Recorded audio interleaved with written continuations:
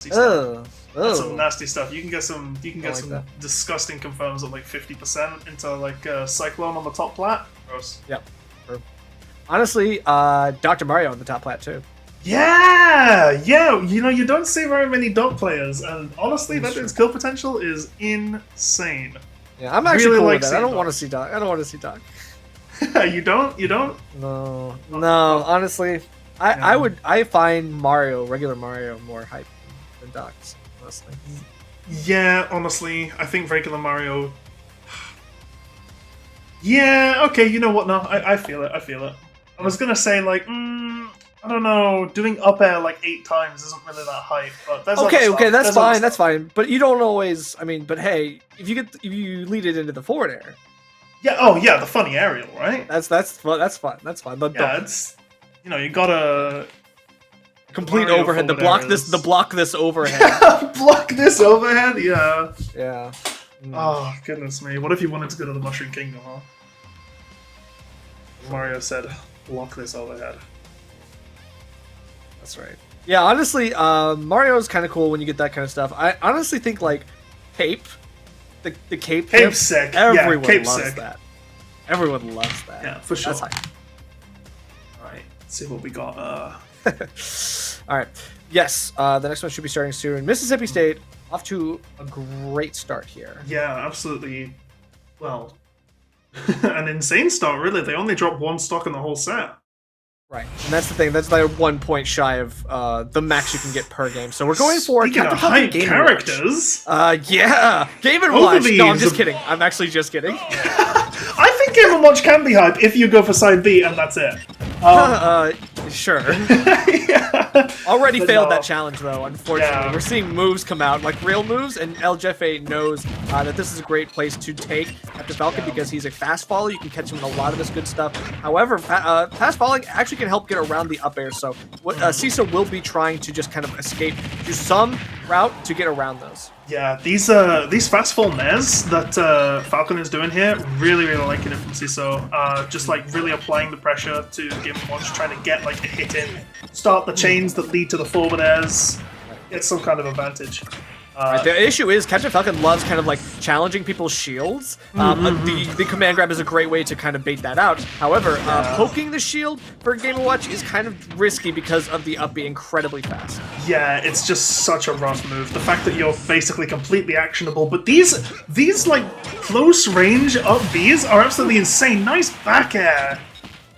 Yeah, honestly, really well placed. Knowing how to get that on the ledge, and Game & Watch is kind of small. It's kind of hard to like actually hit him, especially with the moves that are very hitbox dependent, like For sure. Yeah. It's rocking at about 100% right now. The rage on this could lead to an early kill, but honestly, like the thing about Game & Watch is like all it takes is like 1 good hit, like from a down smash. Right. Just as I said, like it's kind of hard to like poke Game & Watch's shield. We are seeing CISO getting some really great out of shield Falcon dives. I love that, and so far getting some great extra credit. Does lose that first stock, but still in a great place right now. Oh, that was so nice! Sidestep into up B to follow up, that was good. Back air as well, strong hitbox. CISO actually playing a really solid game here against Game & Watch, which I would not particularly call a Falcon favored matchup personally. Yeah, honestly, it's kind of like one of those weird ones. You never really think about it, but Captain Falcon getting some of these big strings, that's huge. Wants the big lead, just kind of lets it go. LJFA not going to fall into that trap. However, getting around the chef is kind of important. Captain Falcon can get stuck off stage versus that. Yeah, definitely. These nairs and these up airs I think are going to be absolutely instrumental here. Like, I think those are like what LJFA needs to try and go for, because there's no real way that Falcon can test them unless he reads it with a stomp. That's reactable, you know? Yeah, gets a couple chefs and then knows to back off. Very nice. Knew that CISO had an escape option there. Now just trying to get this edge guard. I think, again, like LJFA, it could just be 1 edge guard away from bringing this back to even, or maybe... Okay, oh my goodness, that up smash is so invincible. That up smash has frame advantage. My goodness. Yeah, it's really, so really great. nice. He put so much butter on that as well. LJFA definitely not out of this just yet. Looking like they want this reversal. Getting caught in the chefs. Then the back off into the nair. I'm sure you probably could have gotten a little bit more off the chef. Maybe. Honestly, I want to see LJFA pressing the grab button a little bit more here. Oh no, that's a back air. That's a back air. I think all of those stocks were taken with back air. That actually might be possible. Yeah, it's a good move. No. I think what was probably Falcon dive. I think an FB was taken. Did take one. Maybe something like sure. that. But there were a lot of back airs. Regardless. Yeah. No, that was some really good stuff. Yeah, I think the one thing that I want to see LGFA do more there is just go for the throws. Like Game & Watch throw, like you actually have a lot of confirms into your air game off your down throw and your up throw. Yeah, for sure. Hang on, actually, so that was one back air. Yeah, that was one. I mean, this is this is a Game & Watch kill. That was an up smash. Yeah, that's Falcon dying. This one is this back air as well. Okay, no. Yeah, a B. Maybe it was back air. Back air! Hey, all three with back air. Nice. For sure. But I mean, of course, like all of the tools in the kit coming together. Like, of course, getting them off stage with the up B, very nice stuff. I love the offstage pressure here. Unfortunately, does I think die for it because just look at this. Look at this. Charge. Bonk. Oh. Yeah, for sure. My man counted down from 2 and then let go. Like, goodness me. Yeah, a lot of shield pressure there on the ledge too. You'd love to see it. CISO definitely looking very, very strong here. Almost had it kind of reversed on there, but at 71% still at a good place. Not super in danger of Game & Watch at that time. UCONN, this is what they need to really, kind of get things back in the game, right? Mm-hmm. Yeah. This is definitely, there's a point now on the board for the University of Connecticut, which is great for them. They are definitely after going 0-7 in the first round, this is the kind of thing that you want to see. That was a close game, Yeah, that was a really close one. I want to see another close one here. We're already neck deep into the action, though.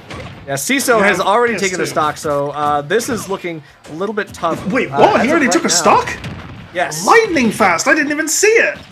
I mean, it was a Falcon stock. What? Right. So fast, you just blink and you miss it. I can't believe he missed that. That was a Twitter clip right there for sure. I'm sorry. Probably.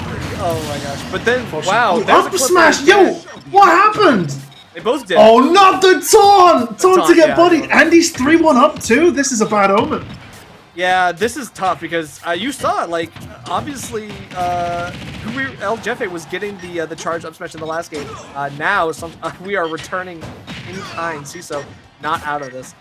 Definitely showing that they are ready to 3-stock whenever necessary. Yeah, right. I mean, it is possible. Stranger things have happened on this stream and on others as well. Right. But it is definitely one hell of a mountain to climb, right? It is a long road for LGFA to walk. And exactly. That's why you're seeing this very, very patient Game & Watch play, being like, please stay as far away from me as possible. I've got to figure out how I'm going to even up this deficit. Yeah, he's on his, it's like he's on his last hit, he's on 1 health, he's got no Estus remaining, it's like, you can't, you have to play it perfectly, you have to be patient, you can't mess up at all, and that's how you clutch it. No way. Okay. Alright, CISO. Alright, dude. What's the knee too? I like that. That actually, stomping the knee, that is definitely a hype move as well. Clean.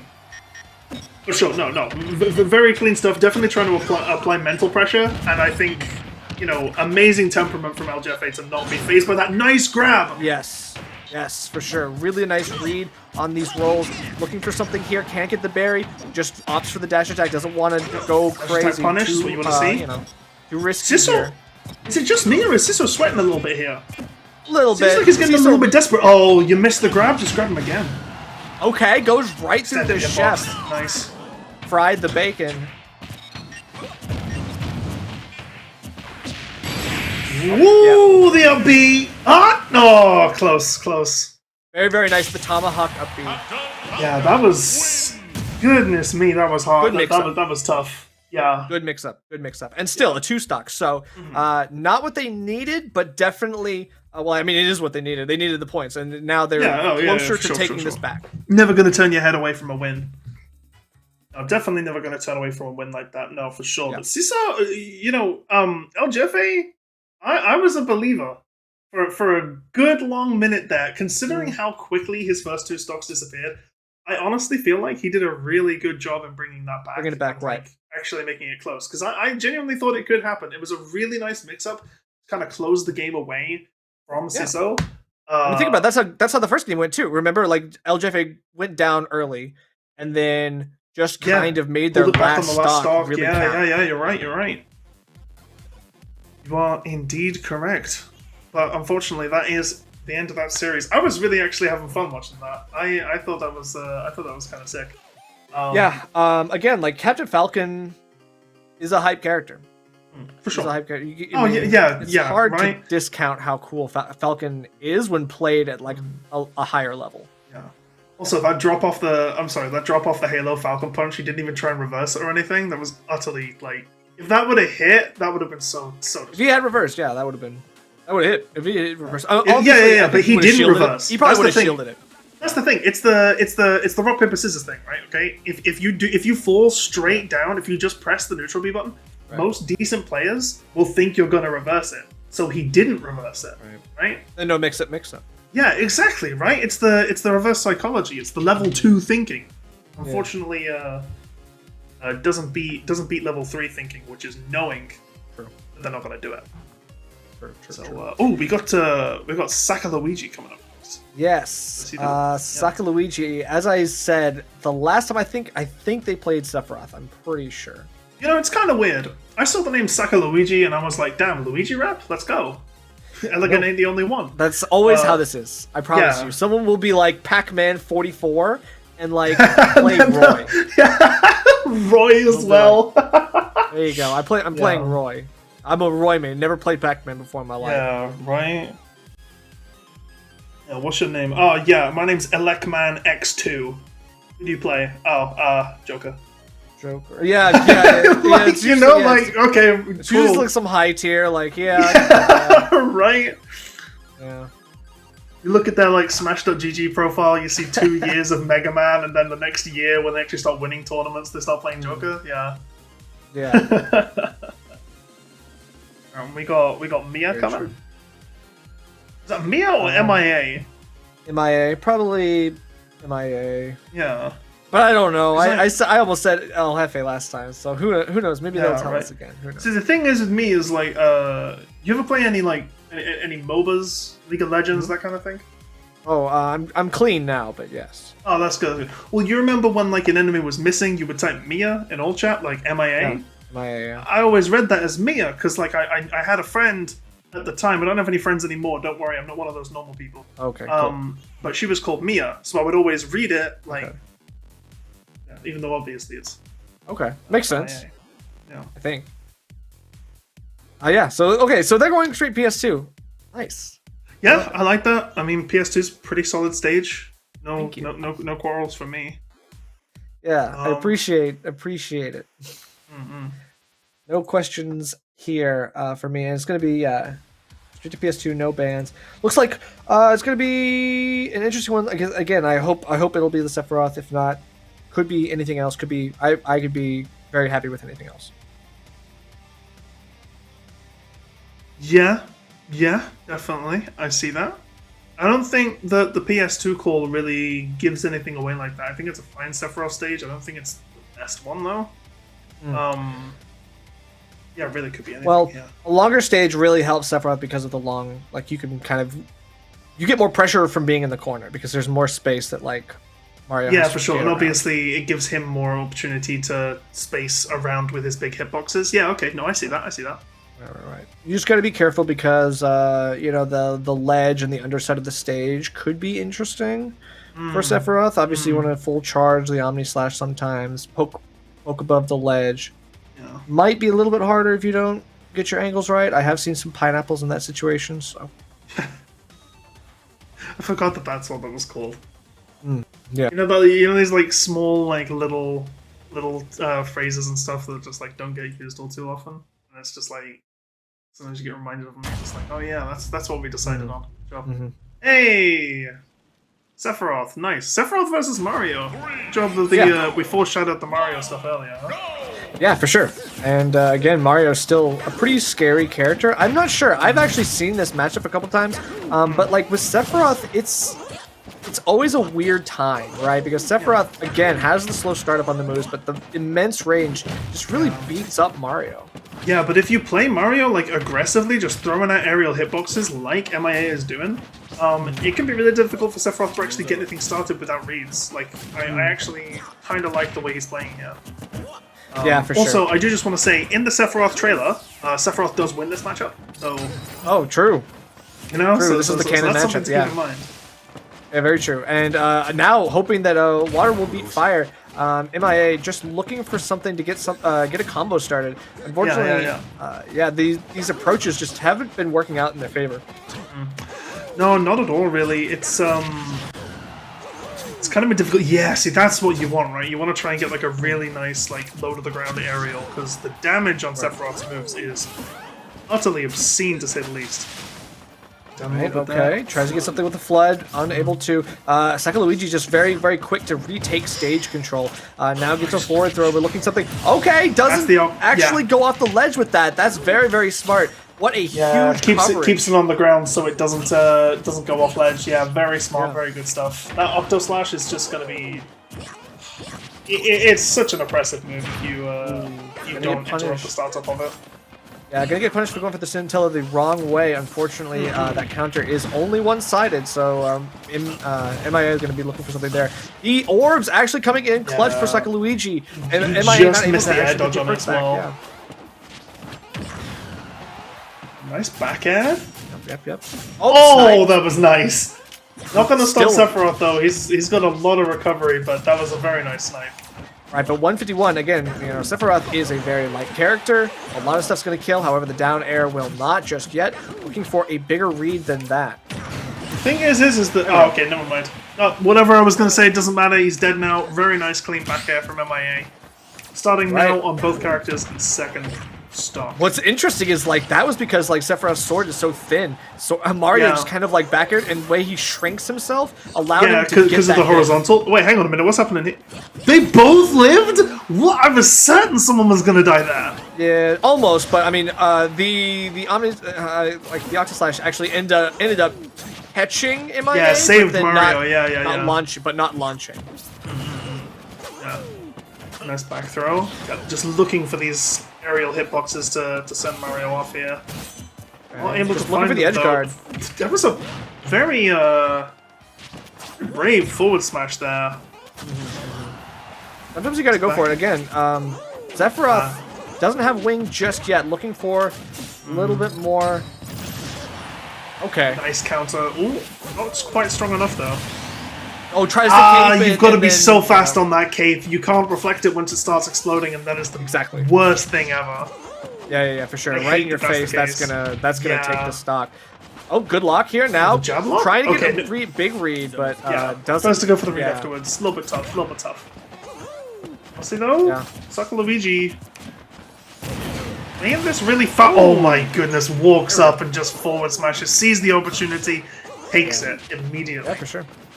And honestly, if like forward smash killed that easily, like I would have just in the lock, I would have just gone for the F smash. That probably would have. Oh yeah, for sure. The thing is, I think it was just a case of like nerves. You don't expect to get the lock. Sometimes you go for it and then it hits. And locks are hard on Wi-Fi. I will say that. Locks are hard. I was just about to say immediately. Took the words right out of my mouth afterwards. It's also Wi-Fi too. Yeah, for sure. It's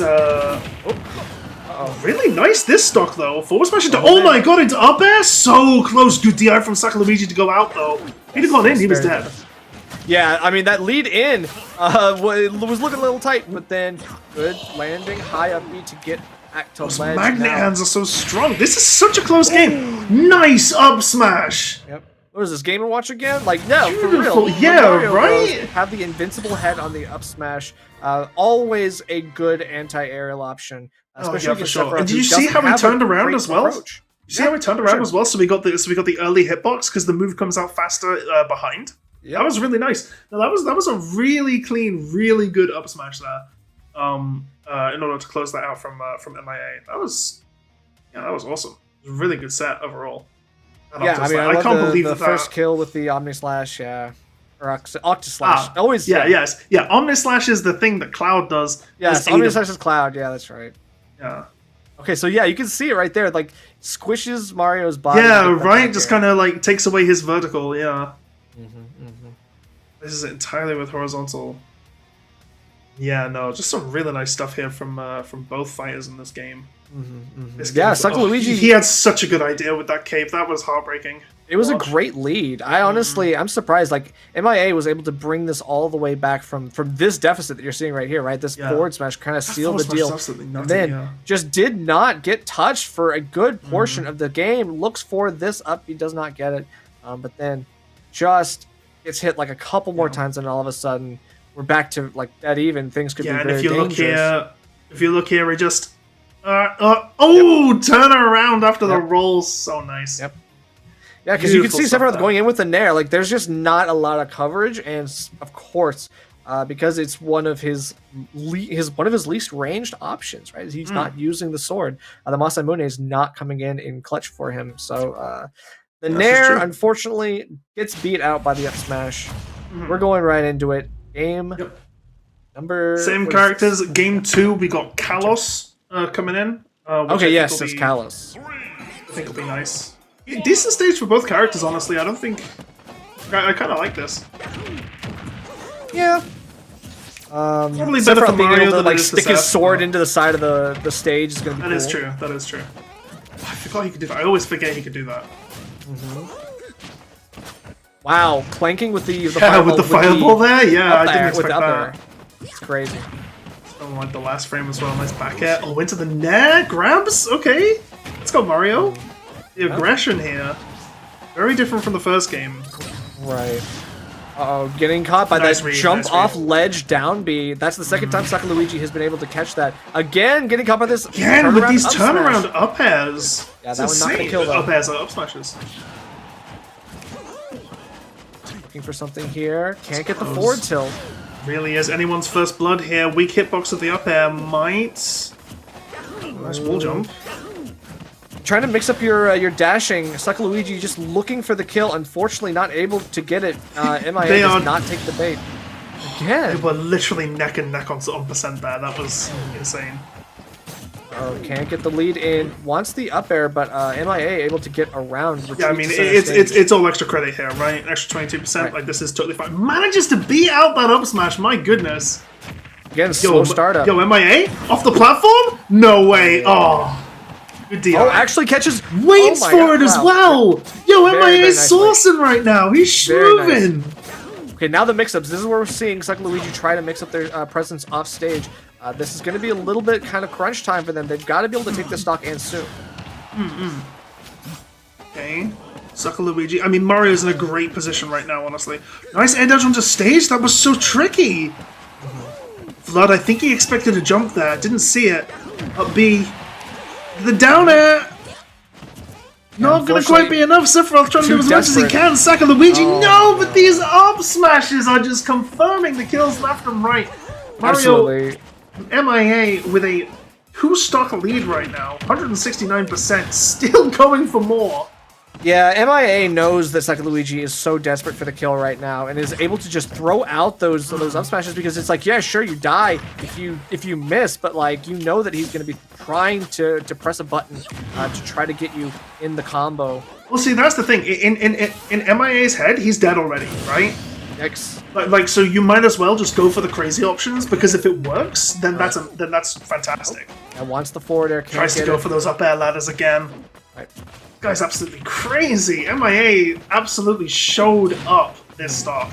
Like, my goodness. True. And I like the follow-up with the Nair. Then we're just kind of forcing Sakaluigi farther and farther into the corner and almost getting the kill off that back air as well. We are just one edge guard away from MIA, looking like a very convincing 2-stock, but Sakaluigi, again, Rage with Sephiroth's kill power can be a devastating combo. Yeah, for sure. He's not out of it until we see the kill flash. It might be coming up soon. Manages to get a throw. Forward throw. Center stage. That's fair enough. Back throw wouldn't kill yet. True.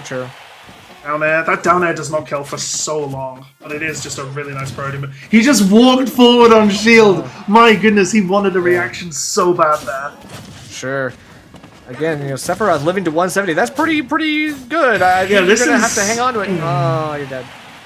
The back air. Yeah, put his knees into that. Put the boots to him. Yeah, right. Check the Tims real quick, man. I don't know. That's a really good win for MIA. Oh, right there. yeah. Sakaluichi, He was feeling unfortunately, himself. just got rushed down in all of the worst ways. Yeah, sometimes that's just how it be, you know. You just can't, for some reason, block. Like you're trying as hard as you can to maneuver evasively. You're trying to get this guy off of you, but sometimes, you know, when they've played against you for a game, they've kind of figured out your mannerisms, your technique, just a little bit here or there.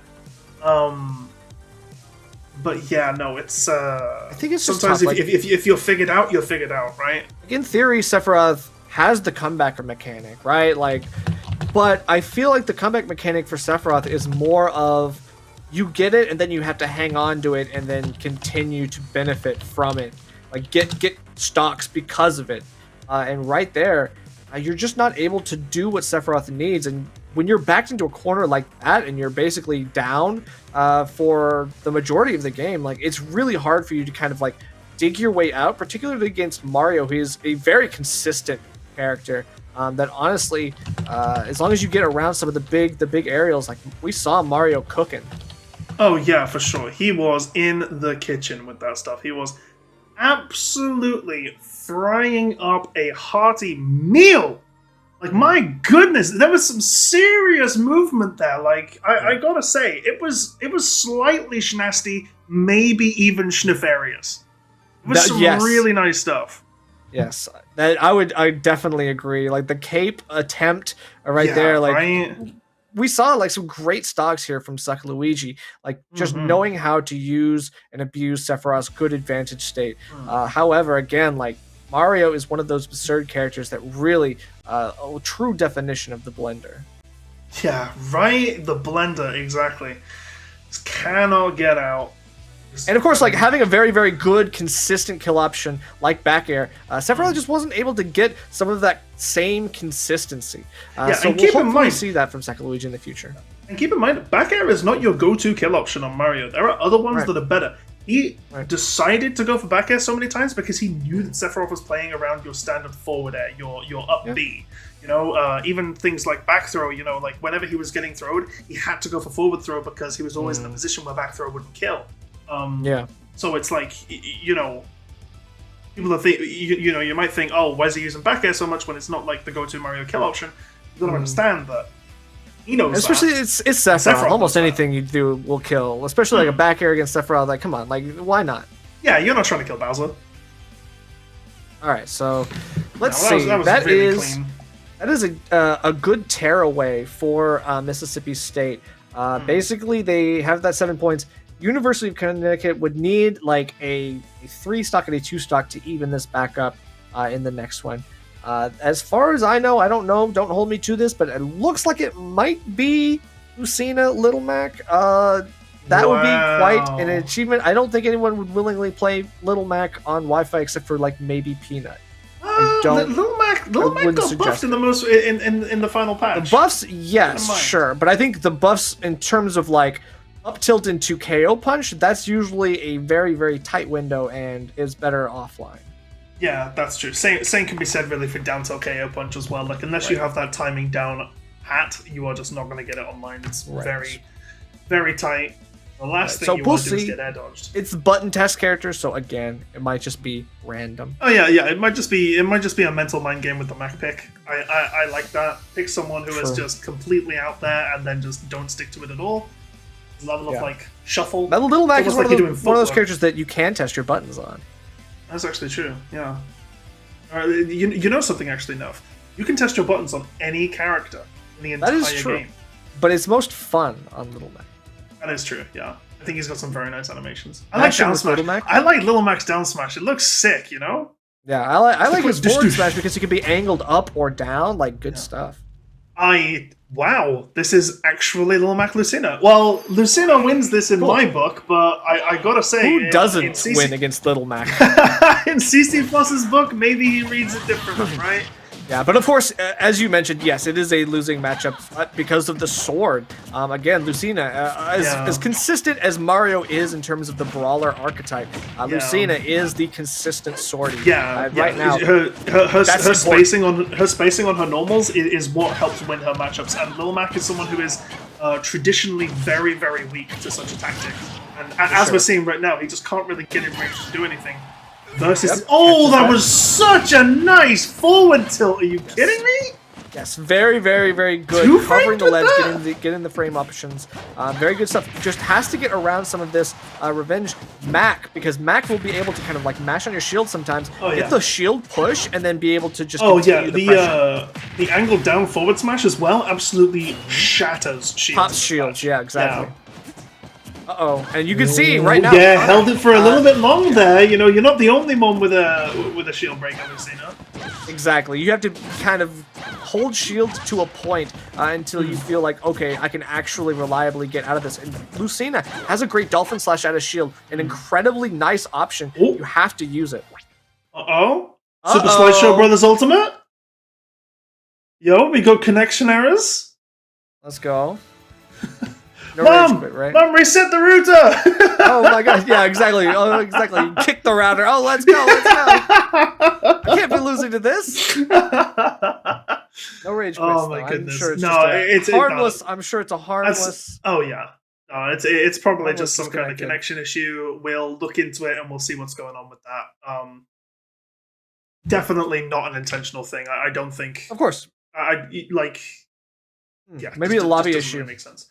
Possibly a lobby issue, as well. Yeah. But that was some, I feel like that kind of went, as boring as it is, that kind of went exactly as expected in that first stock that we managed to see, where Lil Mac, obviously managing to get a few punches in here or there, a little bit of damage, but the spacing with that sword, the aerials, you can't do much against it. Right.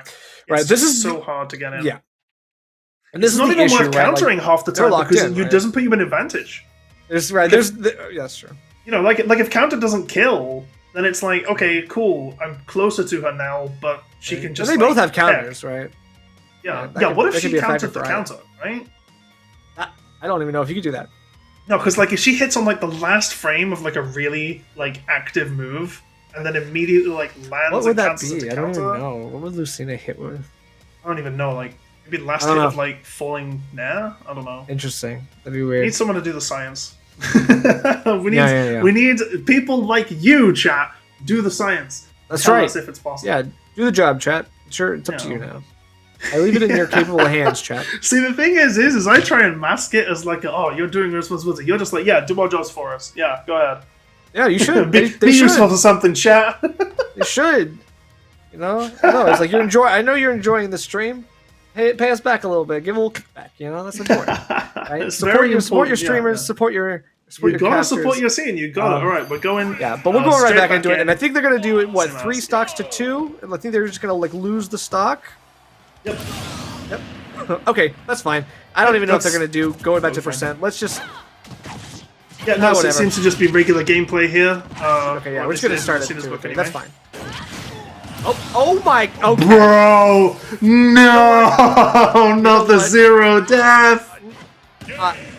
C-Floss, no! Oh no! Oh no! You hate to see this controller kind of thing issue? happen. Oh, okay. So we're hearing that it's a controller issue, but I have to say that is a bra moment. Someone pull out. Someone get the Reggie clip of Reggie saying no Johns, please. Right. No Johns. Please. But of course, I believe. I mean, if it's controller issues, that's unfortunate. Hopefully, we'll be able to have a real conclusion to this game ASAP. Yeah, for sure. If it was if it's controller issues, it is what it is. It's just it definitely didn't look like it, right? Yeah, and that's the thing. That just looked like an air dodge, and I was like, I think the air dodge was intentional. Yeah, right. I mean, maybe no. I mean, maybe it wasn't, right? Maybe it wasn't. We don't know. We didn't see. It's whatever. Sure. But getting 0 to death and then running off the stage, I'll be honest with you, I've seen it too many times. Yeah, I mean, honestly, I wouldn't even judge at that point. I would just be like, okay, that's fine. Like, if you really want to run it back, I've seen people run it back in the next game, and honestly, just yeah, for sure. It's about preserving the mental. However, in this format, I can definitely tell that that's not super intentional. Not ideal. Yeah, not ideal. It's like, let's be real. Like, you want the points. Your team you want to try and get as many. You want to try and prevent or at least take as many points away from the opponent as possible, right? Like keep them from getting as many points. Exactly. So it's like, yeah, obviously we're just gonna reset as quickly as possible. They're gonna do a button test, so just give us a few minutes, everybody. They're gonna do a button test, so we will hopefully just see that soon. Yeah, just keeping everyone on the edge today, aren't we? Honestly, just show me the button test. Honestly, yeah, just give me the button test. Show me the button test. Give us the buttons right now. We want the truth. Alright, so CC Floss looks like, hopefully these are intentional inputs. It looks like, okay, I think they're satisfied. Yeah, that's fair. I didn't know if, just making everyone aware of this, but Lucina actually cannot lose. Lucina is telling us something. Little known fact. Little known fact about Lucina is that she cannot actually lose. Yeah, that's actually... She cannot lose. She cannot lose. In a button check, she is actually right. That's actually true. Yeah. No, I've never seen a Lucina lose a button check in my life, actually. That's true. Lucina really checks, epic little right. Easter egg that Nintendo put in there. Reference to Fire Emblem, where she also doesn't lose. I've never played Fire Emblem, but I'm sure she wins. No, you're right. I mean, honestly, hit the nail on the head. Yeah, right? Same thing. All right, so... oh, no. Let's go. Okay, so it's gonna go to. We're gonna just reset to where we were. 3 stocks to 2. It's real this time. That was an actual quote. Yeah, this is actually real, right? No extended button tests here. All right, so we're dropping the stock. Yeah. So we're dropping the stock. 3 stocks to 2. Now we can start the game yet again. Okay, cool. Here we go. Now it's actually happening. Ding, ding, ding. Fight's underway. Yeah, exactly. Right. Okay. No shot. Oh! Okay. It keeps happening, Nerf. Okay. All right. Now, I'm not gonna lie. This is the most bruh moment I think I've seen. El Hermano moment. Like, my goodness. Huge bruh moment. Huge, oof. Huge oof. The oof size is huge. Oh, it's massive. It's bigger than that. It's large. You know, like, it's genuinely quite big. So it's a lobby issue. It's a lobby issue. We're going to go to a quick break while we figure out these technical difficulties. Please don't go anywhere. We'll let you know when we're ready to go again.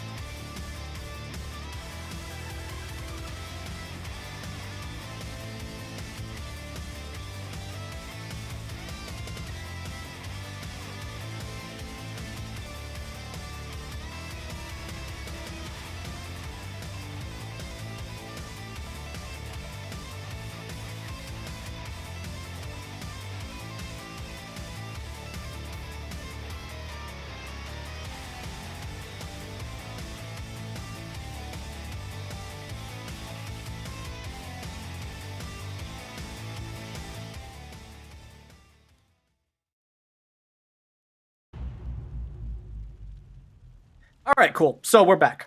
Yeah, top 10 crazy disconnect moments that you won't see in Smash Ultimate. In today's episode of Smash Ultimate, we've got CC Floss versus Connor Sanders actually looking to be a genuine game this time. 3-2 already. Let's get it underway. Yeah, for sure. So this is looking like we've got to basically just finish this game and then go into game 2 because we haven't even seen the conclusion of one game yet. That is unfortunate. Hang on a second. Am I stuck in a time loop? Same way. We're just gonna be like, yeah. The only reason I know it's not a time loop is because there was a 12% on Lucina. That is actually true. Yeah. I mean, listen. If he does the same way at the ledge, I'm gonna go ask what Pups on film. It's just looking like a glitch in the Matrix at that point, which right. I don't know. Isn't that the truth? Some nice forward smashes here from this Little Mac though. Stuff. Ooh! Looked like that was like the perfect shield right there. Right. I like that CC Floss is mixing up the F tilts and the F smashes. Right. That's something that you got to do. All of this like horizontal, like close, quick game pressure is super important. However, Connor Sanders, not gonna get hit by the KO punch. Using that shield breaker to bait the KO punch. That was real nice. Trying to throw these haymakers just not paying off. I think just needs to get something maybe like an upbeat kill, like leading into an upbeat. There are lots of ways that I was gonna say combos. I was gonna say I like that Connor is not going aggressive here. You know, he recognizes his 3 stocks up. Elmac has to come to him, and if he can see that coming, if he can react, his buttons are gonna just make it clean, and that's exactly what happened. He read the forward smash, clean 3-0. Really, really nice stuff from Connor Sanders there. Just very, very nice. As we can see, this is how that first stock was taken in the first game that happened 3 parallel universes ago. Yes. And then as we see here, we also have the forward smash. Yep. That happened. Very, very nice. This was hang on, was this 2 parallel universes and an alternate timeline, or I'm not sure. I don't know. It's a rift. There's a rift somewhere. Somewhere. See, the thing is it's not just when did that take place, it's also who did that take place. Right? Oh, yeah. Which may not actually sound like it makes sense, but if you understand quantum physics, it actually does, so you clearly don't. I wish people who understand, press 1 in chat. Thank you. Yes, thank you. Thank you. If you press 1 in chat, or if you want to say hi, press 2 in chat. That's actually true. And if you want to, you can just keep going. Or you can just type hi in chat. You know what? Honestly, you can just type hi in chat. That's true. But yes, we're ready to go into game 2. Let's see if there are any. Okay, so the bans are FG, Kalos, and Town. Totally makes sense because it's Little Mac. Yeah, the road long stages. Little Mac to FD. Go away. Get out of here. Kalos probably bad because you don't want to let Little Mac use the side platforms. No, that could be really goofy. Town, obviously close blast zones, so you don't want to die off the side versus Little Mac, which is like a lot of stuff. However, maybe we'll see a character change. Yeah, no, we're actually getting communication from the team confirming a character change. I wonder what could have possibly brought that on. Little Mac. Knowing that they were locked into Little Mac even after knowing and then having the disconnection issues, that was probably like probably. I feel like they've played enough Little Mac for now, right? Like they want to try. So it looks like it's gonna be Ike. Ike? Is that what you're saying? I think so. It looks like Ike. Okay, fair enough. I was going to ask you what you think your prediction was, but yeah, it is Ike. Yeah, I'm seeing that. Yeah, so it's going to be Ike. Longer sword, right? Fire Emblem character, still slower. That is kind of the danger versus Lucina. Lucina can be a very quick character, but Ike now beats Lucina, though. I'll say that much. Right. Like, I think Ike, that again, Nair combo is lethal. If you know any of your confirms, right, like back hit of Nair into back air, some of the up tilt, up air stuff, some of your good juggles, your good sharking opportunities, your good edge guard opportunities, and hopefully, if you played Little Mac, you know how to get back the lackluster recovery because once Ike commits to one option, you really got to go all in on that one, whether it's side B or up B. Good vertical or horizontal coverage there, but it's risky. Yeah, for sure. And honestly, I just like Ike into Lucina more than I like Little Mac. Though, to be fair, I think I like literally any other character to Lucina. Yep. Like, okay, maybe I don't like Ganondorf more. I think it's Ganondorf, Mac, and then everyone else. Makes sense. I think we're gonna do Battlefield. So yeah, that is yeah. a good I like the sign plats for Ike. No. I think Battlefield's real nice on Ike. Yeah, that's one of those. That's good. Big, you could get some crazy early opportunities. stuff on that. However, Lucina again. Lucina could still juggle. Ike is fairly heavy, Sure. so you just got to make sure you're mixing up your kill opportunities and make sure you're kind of keeping yourself fresh. You're not kind of going all in, no tunnel visioning, because Ike will be able to turn one advantage state into a significant advantage overall, if possible. Yeah, just a swift miss on that grab. Lucina, no such luck though. Such misfortune, I should say. No way. Oh! Goodness me! The swordplay! Very nice. Smart, very smart stuff. That was crazy. I didn't even know that you could stuff out Aether like that. That's actually news to me. I thought, oh well, she gets clipped by Aether here. But no, actually, it was just really well timed. I think there is a part where like you're flying up, your sword. Yeah, but the hitbox isn't there yet. Yeah. Just really well timed by Connor Sanders. Oh very yeah, good fantastic stuff. Oh yeah, good patience. Doesn't want to get caught by the up smash. It's like Ganondorf up smash, yeah. Nice. Yeah, I think it really does just come down to the speed here. C-Floss having a tough time. Managing to get a decent bit of damage though. Ice roll. Yeah, we're just on the grab. This is definitely looking like what C-Floss wants to do. They're whipping another grab here. Has to be very careful. It's definitely not like super unsafe, but you might take a good punish here against Lucina. Yeah, I do like the C-Floss. C-Floss knows what he's doing. It's like he doesn't know how to tech though. He doesn't know how to press the L button though. He knows how to tech. I mean, it's also very very quick options from Lucina. That's the thing. You just got to be ready to pass the check when necessary. For sure. Yeah, but he does have the knowledge. You know, we saw a really nice down tilt into neutral air, like sorry, into forward air. It was I think C-Floss has the ability. That was so close. Stared down the shield breaker. Very interesting. But knew the range. I like it. As long as you know the range, you're not going to get hit by it. That's good. It's all about the spacing. It's all about the spacing. As it always is on Swordies, am I right? Oh, the clash. That looks cool. Yep. Crossed swords, looking like something here. Yep, good. Yes! Good oh, the... No. Connor Sanders says, don't waste my time. Honestly, very, very strong 2-stock for Connor Sanders.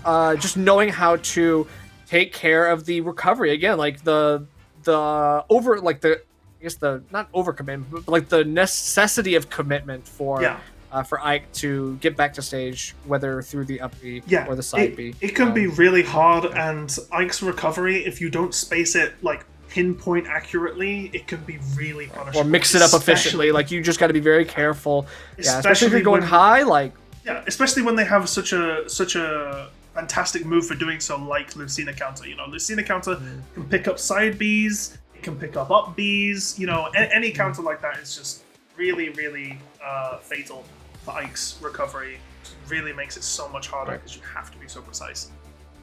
Yeah, I'm interested to see what happens in the next one. I mean, this is again like starting to kind of run away with it. Like Mississippi is looking very, very strong again. Like they're 14 points up.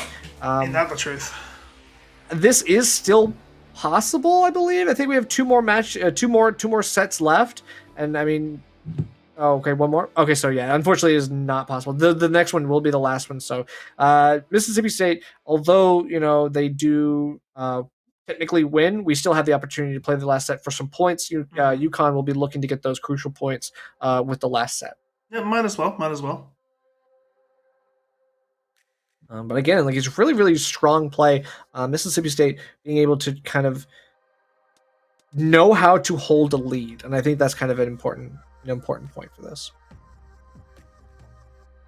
Let's check out some of these replays. Yeah, I'm looking forward to this because honestly, Connor Sanders' Lucina play was so clean, right? Like yeah, it's you get the 2 frames, all the good stuff. Yeah, fantastic 2 frames, fantastic kill options like with the ledge guard forward smash. Like honestly, Lucina is a character that is all about like fundamentals, right? If you have good fundamental knowledge of Smash, if you have good spacing and you know your active frames, your Lucina will be good. And that's exactly what we saw here. And that to me is very satisfying to watch, you know? Yeah, I definitely would agree. I mean, I think that basically forcing out a panic option with Lucina is kind of like your bread and butter. You're hoping that you can catch something like these air dodges out of desperation. Unfortunately, we saw a lot of whiff grabs. I think CC Floss was trying to commit to the Ike grab a lot, which is really good, honestly. Like Ike down throw into up air. Some of this other stuff can be really useful. But kind of the over reliance on it, I think, ended up getting them in too much hot water.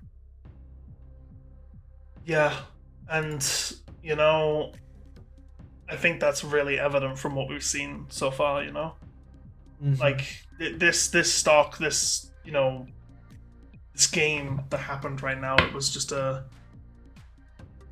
it was just a really difficult thing for CC Floss to do anything about, and. Just tough stuff. But honestly, the level of play was just really cool. It was really good. Yep. So the next one is going to be Mr. Man versus Cozy Wrath. Cozy Wrath coming in for UConn. Mr. Man will be playing for Mississippi State. This is going to be the last, as we mentioned, of tonight's match between these two teams. So this is going to be just a race to get these last points up for grabs. We are not going to PS2 first. It looks like they are going to go with the bands. Battlefield is the first one, and then FD and Town will be the other bands. So we're going to Smashville. Could be interesting. Smashville is one of those niche picks. A smaller stage can benefit certain characters. So we'll see exactly what that is. We don't know if they're going to need a button test at this time. It looks like they are going to do a it looks like test, that one, yeah. Which I think is smart. Like, it's not just smart for the sake of testing your buttons, but I think it's also smart just to make sure that there's no undetected, unfixed lobby issues. Just in case. I don't think there will be, touch wood, but just in case. Never hurts to be safe. For sure. So we'll see exactly what happens in this last one. Again, this is hopefully going to go very smoothly to close it out. We do know that UConn did get a good set earlier in this match tonight, so could very well happen again. They just need a good matchup, I think. I think matchups have kind of gone the way we kind of expected them to. Mario beating Sephiroth, for example. Yeah, no, it's pretty clean, honestly, so far. Really nice stuff. There haven't really been any big upsets, like, like I was a little. There's been some close calls, right? Like some very close games. But you haven't seen any like complete stomps, like the opposite of what you'd expect entirely. Okay, Roy two Pikachu, top tiers. Now these guys loved. These are two characters that just love to be in the opponent's faces. These guys are gonna be like. I now understand the Smashville pick, right? Yeah, for sure. So I'm excited to see what happens here between these two. These are two top tiers duking it out on a small stage, so it's going to be a bit of a slugfest. Pikachu already going right in, not kind of sticking back to the corner and going for some of the T-jolts. We're actually seeing a very aggressive Pikachu right now here. Yeah, just really good at controlling the space, but keep in mind he is a little bit light, and Roy has some fantastic early kill options as well. So. Especially on Smashville. Yeah. Ooh. See that forward smash? Like, he probably wouldn't have killed, but I wouldn't put money on it, right? And now that Roy has some rage to work with, this could be a little bit interesting.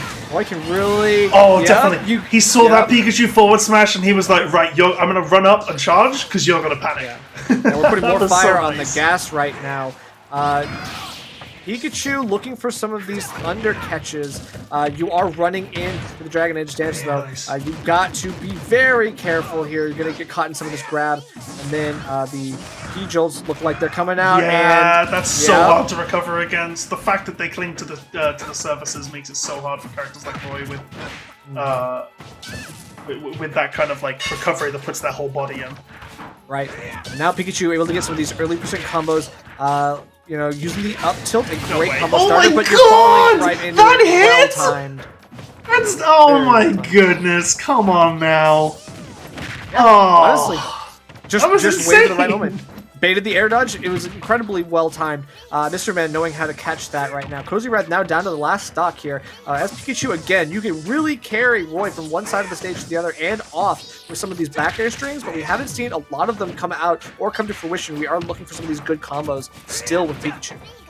Yeah, for sure. Just needs to get these, like, hits that can actually confirm into stuff. No way. Okay. Ooh. I was gonna say, no way does he kill him with neutral here. That would be insane. That would be crazy. Especially at that percent, there's absolutely no way. But you cannot get caught by some of these forward smashes. Mr. Man just kind of throwing it out, knowing that they can play it very safe center stage. They're not going to be in danger of anything.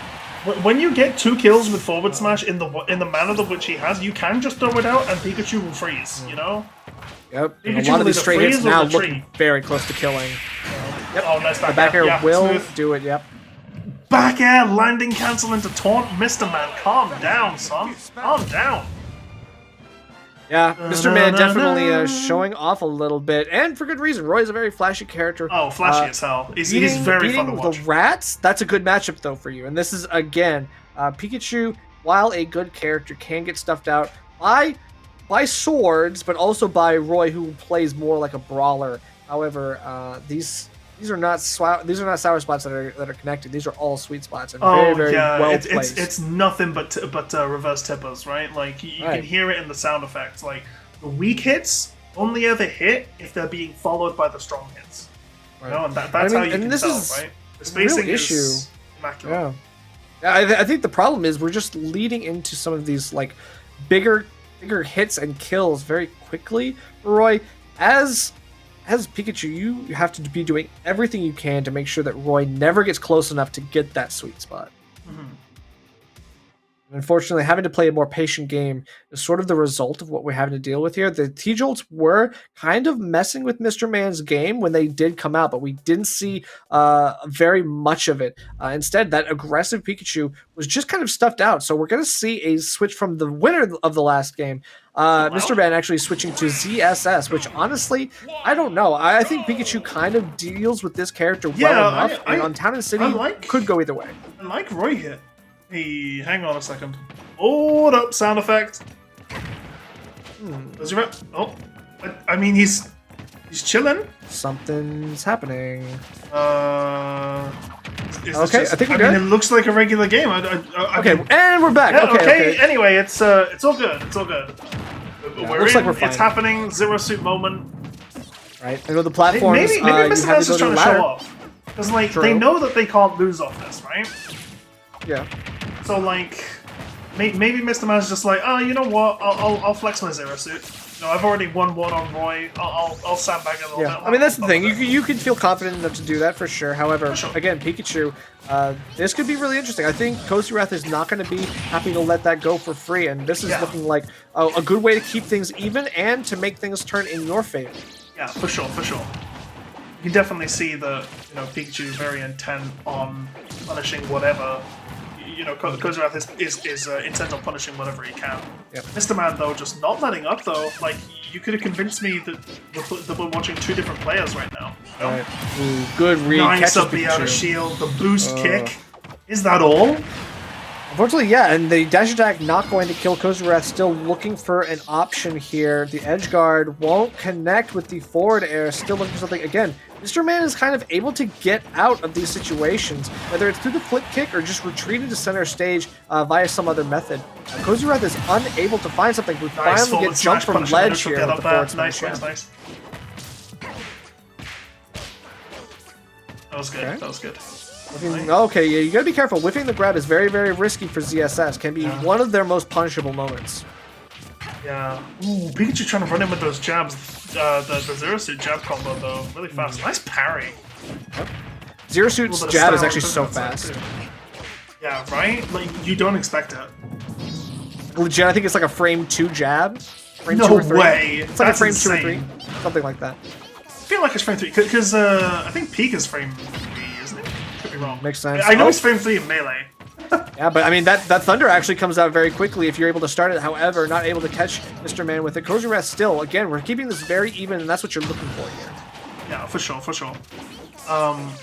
The thing is, you know, both of these characters have some really good kill options. Pikachu gets his off confirms. Samus's out of shield boost kick is definitely something to get of as well.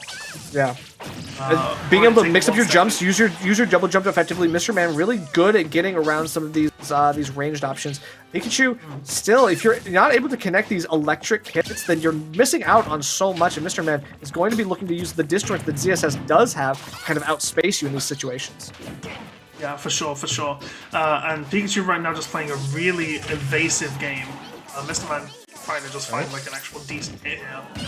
Oh no! Stuff the quick attack. You hate to see that kind of thing happen. That's unfortunate. Yeah, as Pikachu, you gotta be very, very cautious and know how to get back 100% of the time. You gotta know your quick attack, your angles, and your range on all of it. So you gotta be very, very careful. Finally, we're here back again. Okay, the counter teabag. Oh, the counter teabags. Yeah. All right, I like it, Cozy. I like it. Don't get bodied. Don't get bodied. No. It's fine. Mr. Man already taunted once this. That's true. That's true. That's common. That's common. That's true. Like, oh yeah, that's true. I think they're even now. Okay, we're just looking for one of these big combo stars again. They're just winning some of these opportunities. One hit doesn't always turn into 4 as you're looking for. Yeah. Right. Nice aerial. Ooh, goes for something. Yeah, goes for something spicy there. Doesn't manage to get it. Nice back air. Cozy Wrath. Yeah, Cozy Wrath's got to be extremely careful, and this is what you want. This is optimal technically. Wait for the platform to go away. Well, listen. The thing is if this goes to time, Zero Suit wins it, right? Pikachu's got to come. Pikachu's got to come too. Yeah, but you got to hit some of these T-jolts in order to make it worth it. Sure, for sure. Mr. Man kind of just knows that you can use the mobility very well. Oh wait! Almost gets the lead in too. That was nasty. If that had actually killed, I would have screamed. Yeah, that's fair. I am honestly just glued to my seat right now, just like focusing so hard. Nice. And now technically you're in the. Okay, wait, don't go crazy, Pikachu. Okay. Now you're in the lead. Now you can, or not. Now you might just. You almost die for it? Mr. Man is gracious and benevolent and will let you get off with that one for free, I guess. Okay, I think we're going to have one more up air, and then we're just looking for something here. Gets the paralyzed, can't finish it off now. Cozy Wrath trying to get the percent lead again is there and whiffing the grab, unable to get the dash attack afterwards. We are still looking for a kill option. Both of them just waiting for the overcommitment, and that's going to do it. Yeah, the grab, very, very nice. Mr. Man not going to wait around any longer. The time is up, and Cozy Wrath unfortunately getting grabbed there. Immediate up throw, the DI mix-up as well. Very, very nice stuff. Sure. That set just like kind of ended there. Like, I was just so close down for so long. I was just absolutely fixated. Yeah. All right. Sounds good. We are going to go to a quick break, but we will be back in just a little bit. Please don't go anywhere. There's more Smash Ultimate to come.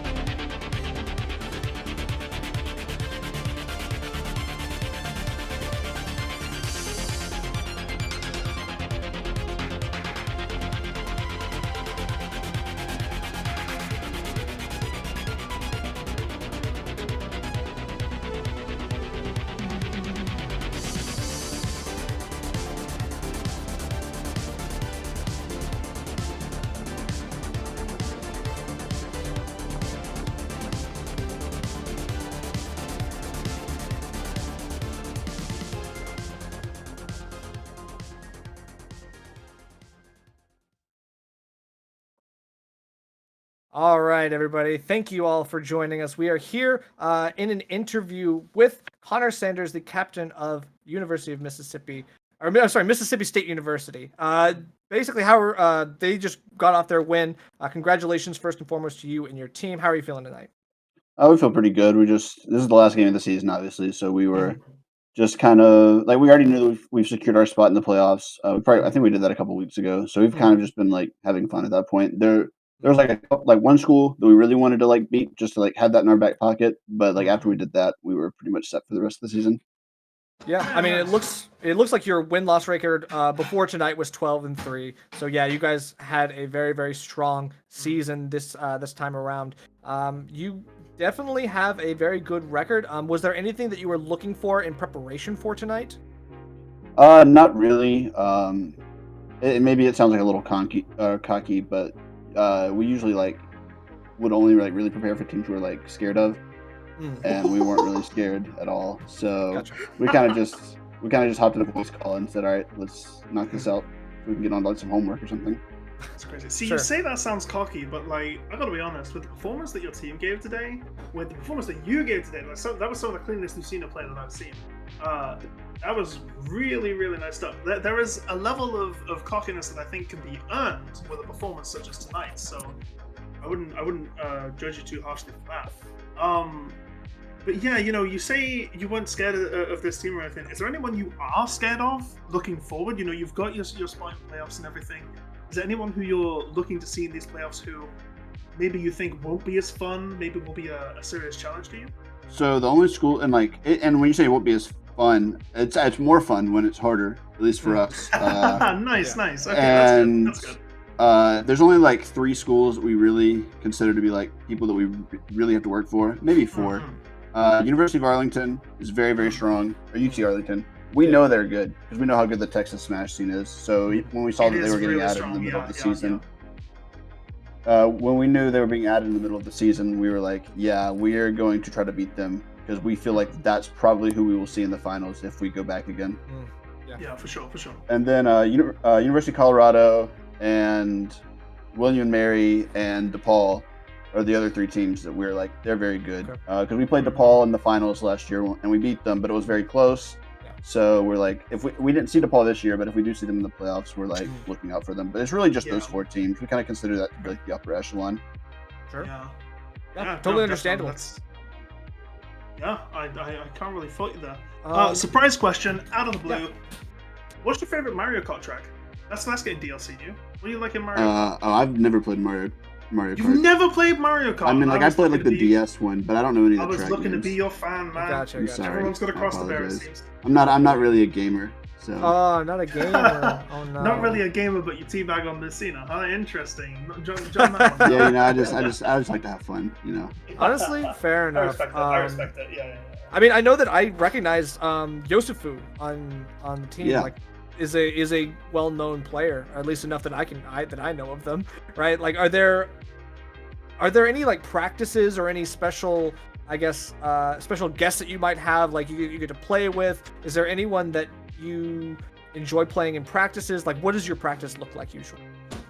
We have like regular tournaments in our region, and even the 5 players that we saw or that we like had play today are like not even like all of like our most strong players. Like we have like 2 or 3 other guys who are right around the same skill level as myself or LGFA, and then like Mr. Man and Yosufu and MIA are like our 3 best for sure. But then after that, like there's probably like 5 or 6 of us that are all contending for like that 4 through 9 area. So when we do tournaments and there's 15 or 16 people there, but you have to play very good players round 1. Like it makes you get better fast. And so as far as practice, that's our main version. But a lot of our guys practice on Wi-Fi. Or they're in high-level grind servers and that kind of stuff. We don't do a lot of particular stuff. If we're preparing in some regard, then it's usually like just talking through like here's who everyone plays, and then I kind of like check to see like who's most often like going first. What happens if they lose that first round? Then who do they send in? Like that kind of stuff to kind of like game plan like whatever happens in that first round, who we want that matchup to be, and then depending on what happens there, because if we win that match, we have to send our person, so we have to like kind of think about who they're gonna have left and all that kind of stuff. Yeah, for but sure. that usually only happens for like the really good schools. We don't usually do that unless we're like actually thinking we could lose. Right, makes sense. I mean, it sounds like you have at least a good level of strategy going on. Yeah, I was in gonna terms of say, planning, which is good. The tactics are like, you're seriously into them, and as a captain, that's a really good sign. Evident, by you guys' record, not only this season but last season as well. It's really impressive to see. Yeah. Is there anybody that you want to shout out before we end the interview? I just shout out to my team. I'm just glad that they're all still performing well, and we're also having fun, and that's the most important thing. Yep. And I just hope that we can carry that momentum into the playoffs, where we'll hopefully repeat the championship. Cool. Well, congratulations again, and good luck. Yeah. Thank you. All right. Thank you all for joining us. That was University of Connecticut versus Mississippi State University. We're going to go to a quick break. We should be back with UT Arlington and University of Montana in just a little bit. Don't go anywhere. Stay tuned.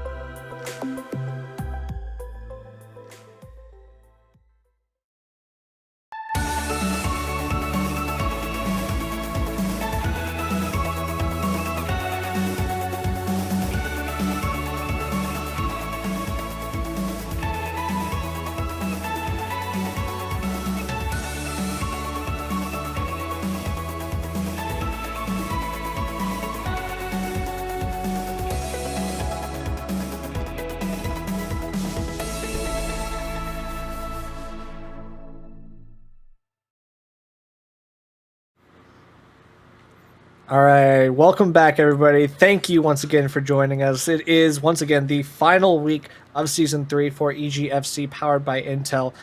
It is going to be the one between UT Arlington and University of Montana, two teams that are new to this season. This is their first season that they've started being able to take any games, and it's going to be a good one tonight. I'm Nerf, joined by Tenrek. How are you? Great to see you again, Nerf, and great to see everybody here again for EGFC. It's the final week. Get those last dubs or losses in. Cram those standings with as many good stats as you can. Montana's still cruising, looking for their first win, and Arlington searching for an even better clinch to the top of the leaderboard for this seeding as we head into the playoff season very quickly. Arlington, though, they've just been so dominant so far, even though they were a little bit late to the party. Yeah, absolutely. The 6-1 record looking very, very nice. Again, a late bloomer really showing its stuff here. Again, look at these over-under on sets, looking extremely strong with a positive 17. University of Montana with a chip on their shoulder, looking to get their first win. This would be a statement if they were able to get it here tonight. 134 to 43 points as well for UT Arlington. Just really stunning stats right out the gate. I can't wait to see them perform come playoff time. But for now, we got to see how they stack up against one of the other teams in the standings, University of Montana. And we're heading right into game number 1. Yeah, so it's going to be Incineroar versus Diddy Kong. I'm not going to lie, I'm definitely favoring Diddy Kong on this one, but only because Incineroar, unfortunately, some of the worst grounds, or actually the worst ground speed in the game on Dash. So we're seeing a little bit of the big reads coming out, though. Curry wants to get something big here, and unfortunately, you'll take that one because the barrel's not coming in clutch for Meme Hack. The unfortunate SD, you hate to see it. Yeah, a bit of an unlucky beginning to the PS2 game. That ledge area is just not the most fun to deal with, and wow, what an explosive start from Curry. Yep. Yeah, I definitely think you gotta respect the Darkest Lariat in a full shield break. I love it going underneath the monkey flip with the down tilt too. Curry knows how to get in and pay off. Okay, what's the edge guard? Another Alolan Whip, not perfect timing, thanks Wi-Fi, but a nice catch with the up air. There's stock number 2, Curry already putting on a really dominating start to this game. Meme Hack trying to find some solid positioning. Curry's just really been controlling this ground that Meme Hack's been trying to set up. Just not enough time, and his revenges have also been so on point. Right. I mean, revenge is such a clutch factor here for Incineroar. It can stack, and we might end up seeing it if the aggression continues from Meme Hack just trying to force their way in. However, Curry with Banana in hand, that is definitely a worst-case scenario. Meme Hack not able to use their own tool, which is going to be incredibly important here on this edge guard, trying to get some of the pop gun as well. But again, Curry able to get out of jail for practically free. The Nair to just control the sky, and wow, what a way to end things. Jeez, honestly, dude. Nice. Very good. Curry, great start to things. A solid 3 stock for your first game. I mean, that's a really great statement for Arlington right there. That's how you deserve that top seeding in the leaderboard, even though you are one of the newcomers for sure. I mean, Curry making sure that Arlington is absolutely taken seriously. Yes, and that's the thing. You got to respect some of these options that Incineroar's got, because this is a feast or famine character, and when he gets a lead, then he knows how to hold it. We've seen Curry able to get some of these big, meaty hits. The Alolan Whips coming in so clutch. Just give me a counter for every side beat we're seeing connect here in a meaningful way. And that's a great read, knowing to catch the monkey flip. That is a good option for Diddy Kong up until it gets read like a book. Exactly. No, up until that point, I was actually hoping that monkey flip would come out more, but Meme Hack just didn't have the time to do so. Curry kept catching him up in the air. Correct. But the one time that the monkey flip was able to come out, it got absolutely punished beyond belief. We're taking it back to PS as we keep the same picks, same characters, and same attitude for both of these players. They're here and they're here to win. Yeah, hopefully a little bit of a more strong attitude, I think, from MemeHack. That last game was a bit lackluster. We don't want to see the SDs. We want to see a good fight where they're just swinging at each other. And right now, getting caught by some of these side Bs. I think Curry is good at catching these jumps from ledge. And normally, again, is a good option for Diddy Kong. However, it's just so difficult whenever that side B comes up because it's timed so well. It just feels like Curry knows the matchup a little too much, like understands what Diddy Kong is going to go for, especially against his character, like when the banana is going to come out, and MemeHack has really been prioritizing that banana coming out because when it's landed on Curry, it's definitely gotten some damage done, but that might have led to MemeHack sort of prioritizing the wrong things too often, and because of that, not enough spacing comes out for the remainder of that matchup. So MemeHack loses a lot of time because of it, and it's just prone to so much punishment from Curry. Yeah, I think right now we're just seeing MemeHack trying to push the envelope a little bit too much and too often. Curry is able to catch a lot of these whiffs very effectively, which with a slow move like a Lowland whip, that just goes to show that MemeHack is not ready for these options. And you can see it catching the landing as well. Every single one just racks up more and more damage, which Incineroar doesn't need too much of to take Diddy Kong out. Curry's just there. He's been edge guarding so much he doesn't need to worry about the kill with the banana the banana confirm from the other side because there is no way that Curry could die at those moments. At like 80%, that forward smash with good DI definitely wouldn't get the job done, but another Lowland Whip absolutely will on a MemeHack. Curry still sitting pretty at 3 stocks. Can we see 8 points come out the gate here? I mean, it's very possible. Incineroar with Rage, we know that it can be a deadly combination. Has to get the kill off here. A lot of damage with the monkey flip pummels. You're just looking for more damage. Unfortunately, you have to rely on a kill option. And if you're not able to get anything off the banana, you're having to rely on back air or maybe a straight up smash. Even then, it's still not going to kill. Back air will, though, so MemeHack does take the first stock, but can he find 2 more to keep himself alive in this first set? I gotta be honest, I really don't think so. Yeah, as of right now, I don't think the banana is just doing enough work for MemeHack. Absolutely not. Actually, Curry is grabbing it, very good item play, but also it's just like we're seeing some of these like combos kind of fall by the wayside. Unfortunately, the DI mix-ups from Curry, going for the revenge, these are ways to kind of combo break Diddy Kong, and it's working.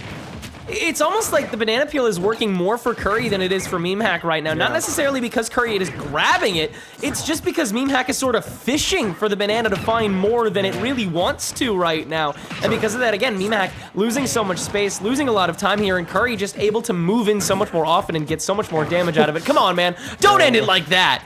Tries to wait with the roll in. It's not going to happen, but the Alolan Whip connects regardless. Curry able to find the winning side B. Again, the win con has been achieved. That's what you want for Incineroar, and that's it's a very clean 2-0 with a 2 stock there. Yeah, now a 7-0 lead for Arlington heading into set number 2. Absolutely a great start for the Incineroar as well as the rest of UT Arlington. I mean, what can't you really say about that performance? Just covered everything that MemeHack had to offer, was ready for everything that he approached with, and was just punishing so effortlessly.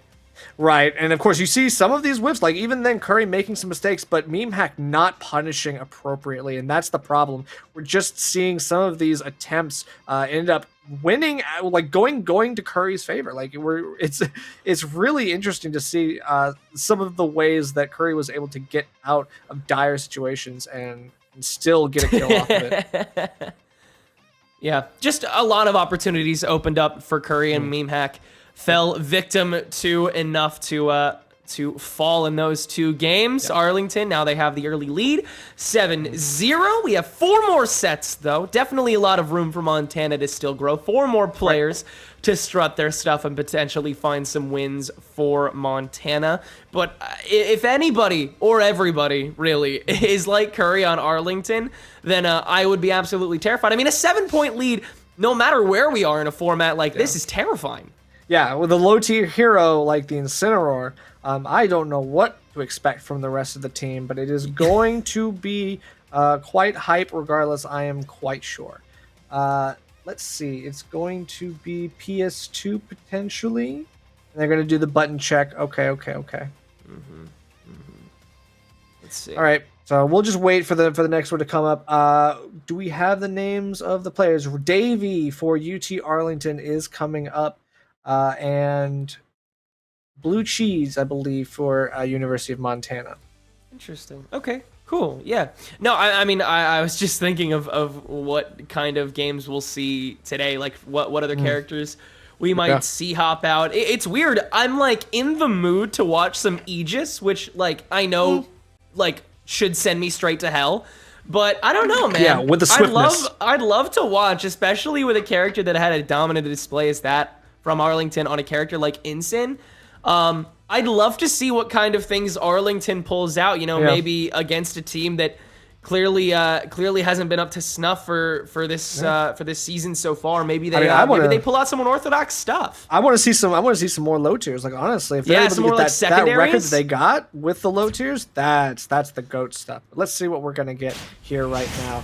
It is going to be Joker. So okay, the complete opposite versus the Luigi, which honestly a lot of people would say mid tier. I would probably put him around mid tier. Still, again, one of those feast or famine characters. You get the 0 to death, or do you get something else? And unfortunately, you're getting something else now. Oh yeah, no, Luigi can pump out so much damage when given room to breathe. And if there's anything we've seen so far about Arlington is that they have been given room to breathe in this game so far. Blue Cheese already at Arsene here, but how long will he get to use it before Davey can finish the job? Right. Decreases with the damage taken, so Luigi's going to be wanting to pump on that damage. Unfortunately, you're not going to get the big hit of the up B. It was reversed. Trying to get around this Joker pressure. The down B counter can be really, really dangerous for characters with active hitboxes on their up Bs. So Blue Cheese is throwing it out, trying to catch it. Davey, good patience. Good counter on that Cyclone, and nice finisher to get some lingering damage here onto Davey. Blue Cheese is actually really even things out, which not only shows the power of Arsene, but how much Luigi can be punished should you falter. Very true. Now Luigi trying to get the edge guard as well, avoiding the up smash. We have seen one of the Mario Bros. Intangible head up smash tonight. We don't want to see the other. Wow. Lot of attempts for control on this edge guard. Davey knows where they need to try and be strong here against Blue Cheese as they're both on high, but Blue Cheese can get the finisher now. Question is, will this meter be timed well so that Arsene can come out optimally here?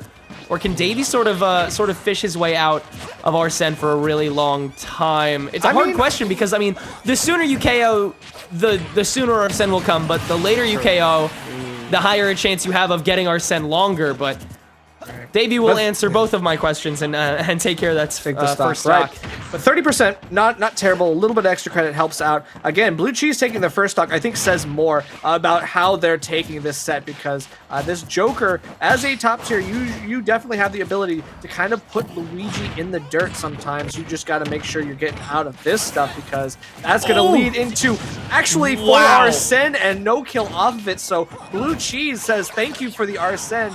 Now, time to do some real damage. That is some unreal timing for that Arsene I've seen right there. I don't know if that was the save or if Blue Cheese had enough time to roll like right before Arsene came out. But you can't exactly roll out of that one, Davey. Finally catching with the up B. Yeah. Now up 2-1. Yeah, for sure. Knowing that it wasn't going to cross up in that moment was a really good way. Checking the up B, and of course, don't charge in on Luigi's shield. You got to be careful and get out of the vortex because Luigi is looking for one of those quick kills or at least a lot of damage. Again, Arsene is back on the board. Let's see what he does with it. 68% though. Davey keeping him on the ledge, keeping him running. Unreal damage right now coming out. Even while Joker's at his most powerful, Davey's still able to recover.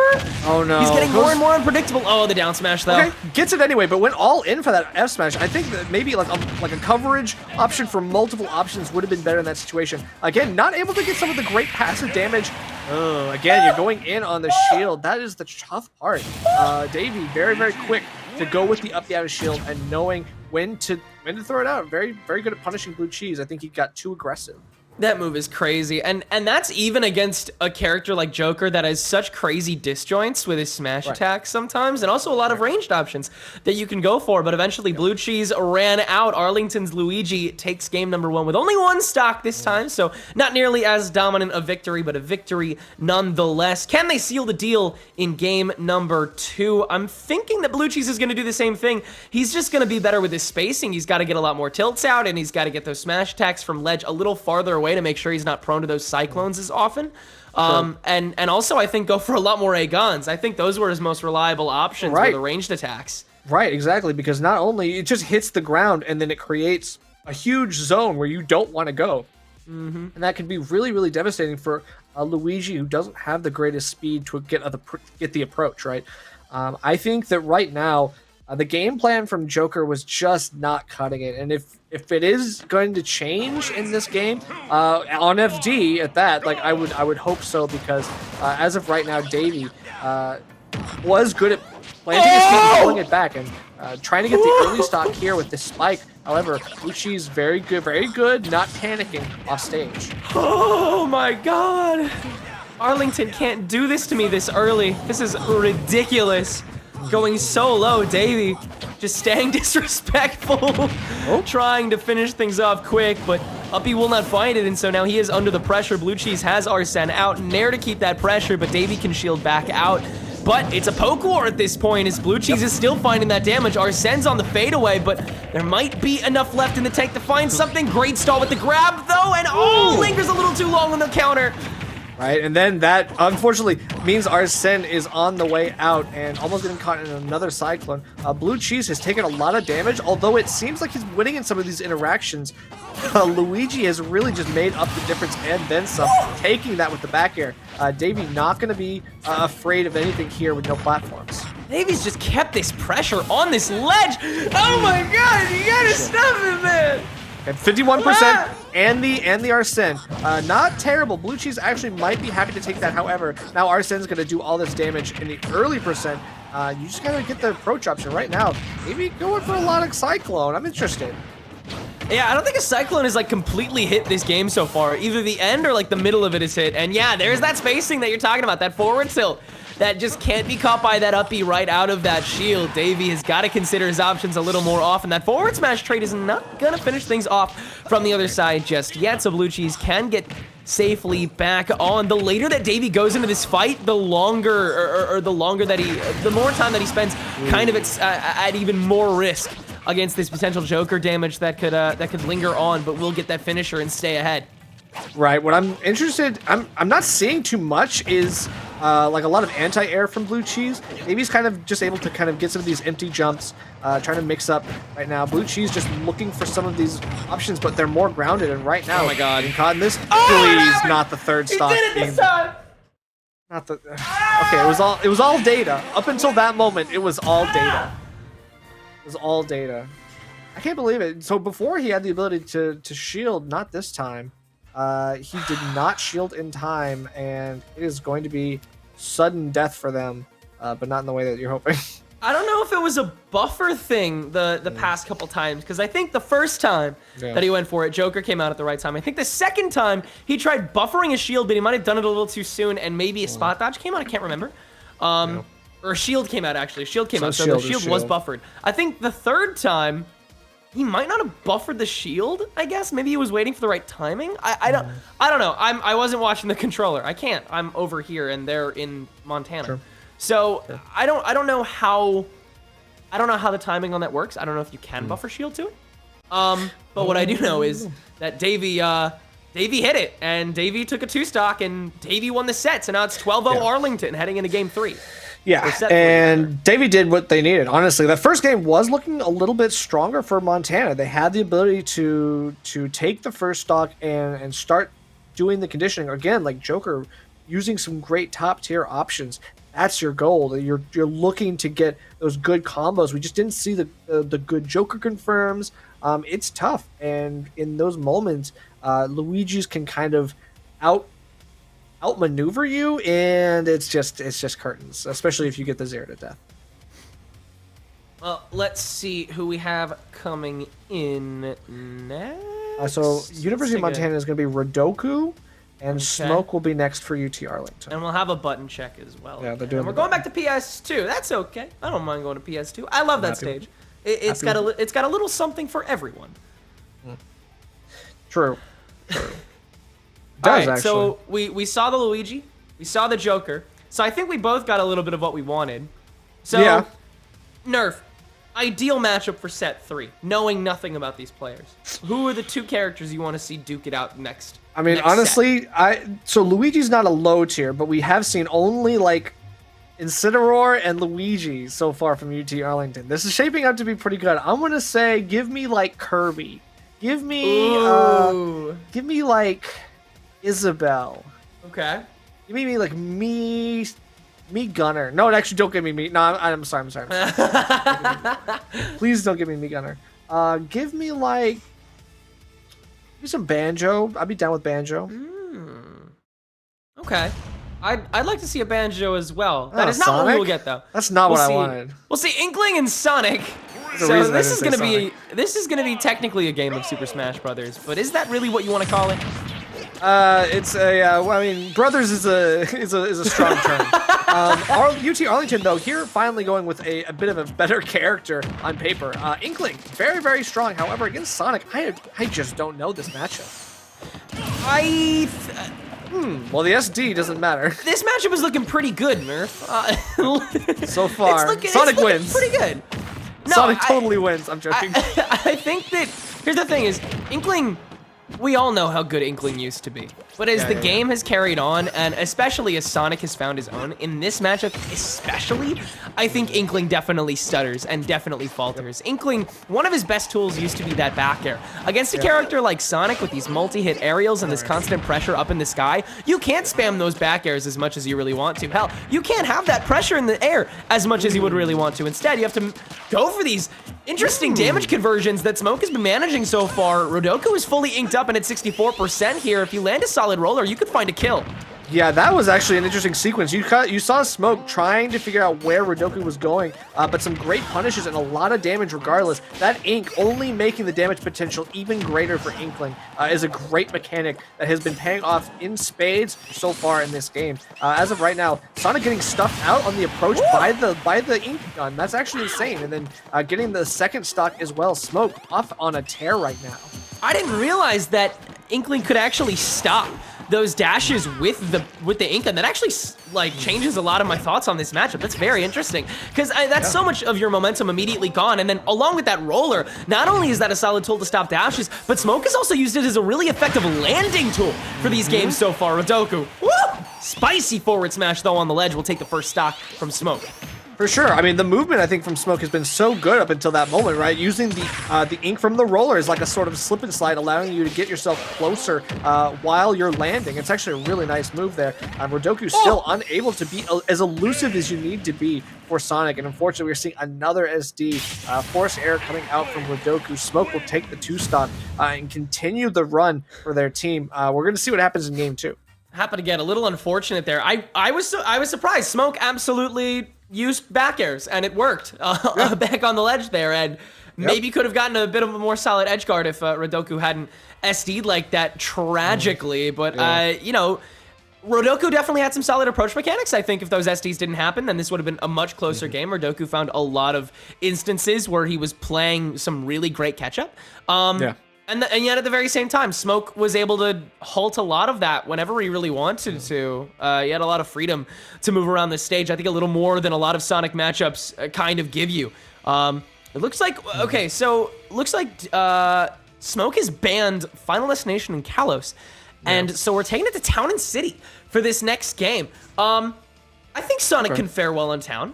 Yeah, for sure. Yeah. Absolutely. Totally fine. You're going to need the platforms to kind of get away from the roller. You're going to be needing to come in from a higher angle because Sonic has some good pressure tools at that threat range. Again, Inkling, the movement so far has been good. You just got to be very, very careful here because right now, Rodoku is hungry for these stocks, hungry for this win here. Smoke has just got to play the same game that they were playing, patient and waiting for the overextension. You have to remember that if Smoke wins this game, then they're guaranteed the match right here. They are absolutely guaranteed the match. If you are more than 16 points up and you have only 2 sets left to complete, then it is over. Arlington will have taken this dub. So Smoke, not too much pressure on him, and yet at the same time, I mean, the entire match at this moment is resting on him. True, and I mean, even more so for Rodoku, has to get some points on the board to even this back up and get themselves back in the game. However, getting rollered and up smash, that is the kill confirmed there for Smoke, and Rodoku is just down yet again. Oh, another jab to get him inked up right out the gate, too, and Rodoku hasn't found too much damage so far on Smoke, who's just been keeping his distance so much more, and the roller clashes with the dash too. Oh, there's so many denial tools for Inkling here. Against this Sonic, Rodoku is just having so much trouble consistently getting on top of him. Yeah, getting some of these Inkling combos as well. They're just custom combos, right? None of this stuff is true. Trying to follow the DI, Rodoku unable to get out of this prison that Smoke is putting them in. A lot of aerials just flying out. Rodoku just letting Smoke poke him at this point. I mean, what else do you really feel like doing in a game like this where you've SD'd twice? You're kind of left wondering how do I manage these upcoming games? Right, trying to get something with a spring, and nice read on the roll. Finally, a forward smash evens things back up. That's exactly what you need, but you got to keep it up and not let that go. Make sure you don't overextend and go too far off the ledge.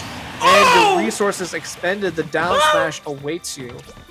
These are some brutal kills coming from Arlington's players right here, man. They just know exactly how to go against every option where that option is the killer. They know how to pull that trigger so effectively so far, and it's led to these gigantic leads just out of nowhere.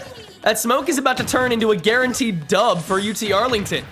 Yeah, so far, and the get-up attack not able to get Rodoku back into the game. However, their speed is able to. However, you're still getting caught by the roller. No. There's no way. There's no way. Wait, that's it. Yep, that's it. Wow, can't believe that worked. Yet again, Rodoku is baited into the roller. The berry. Lots of leverage off of that.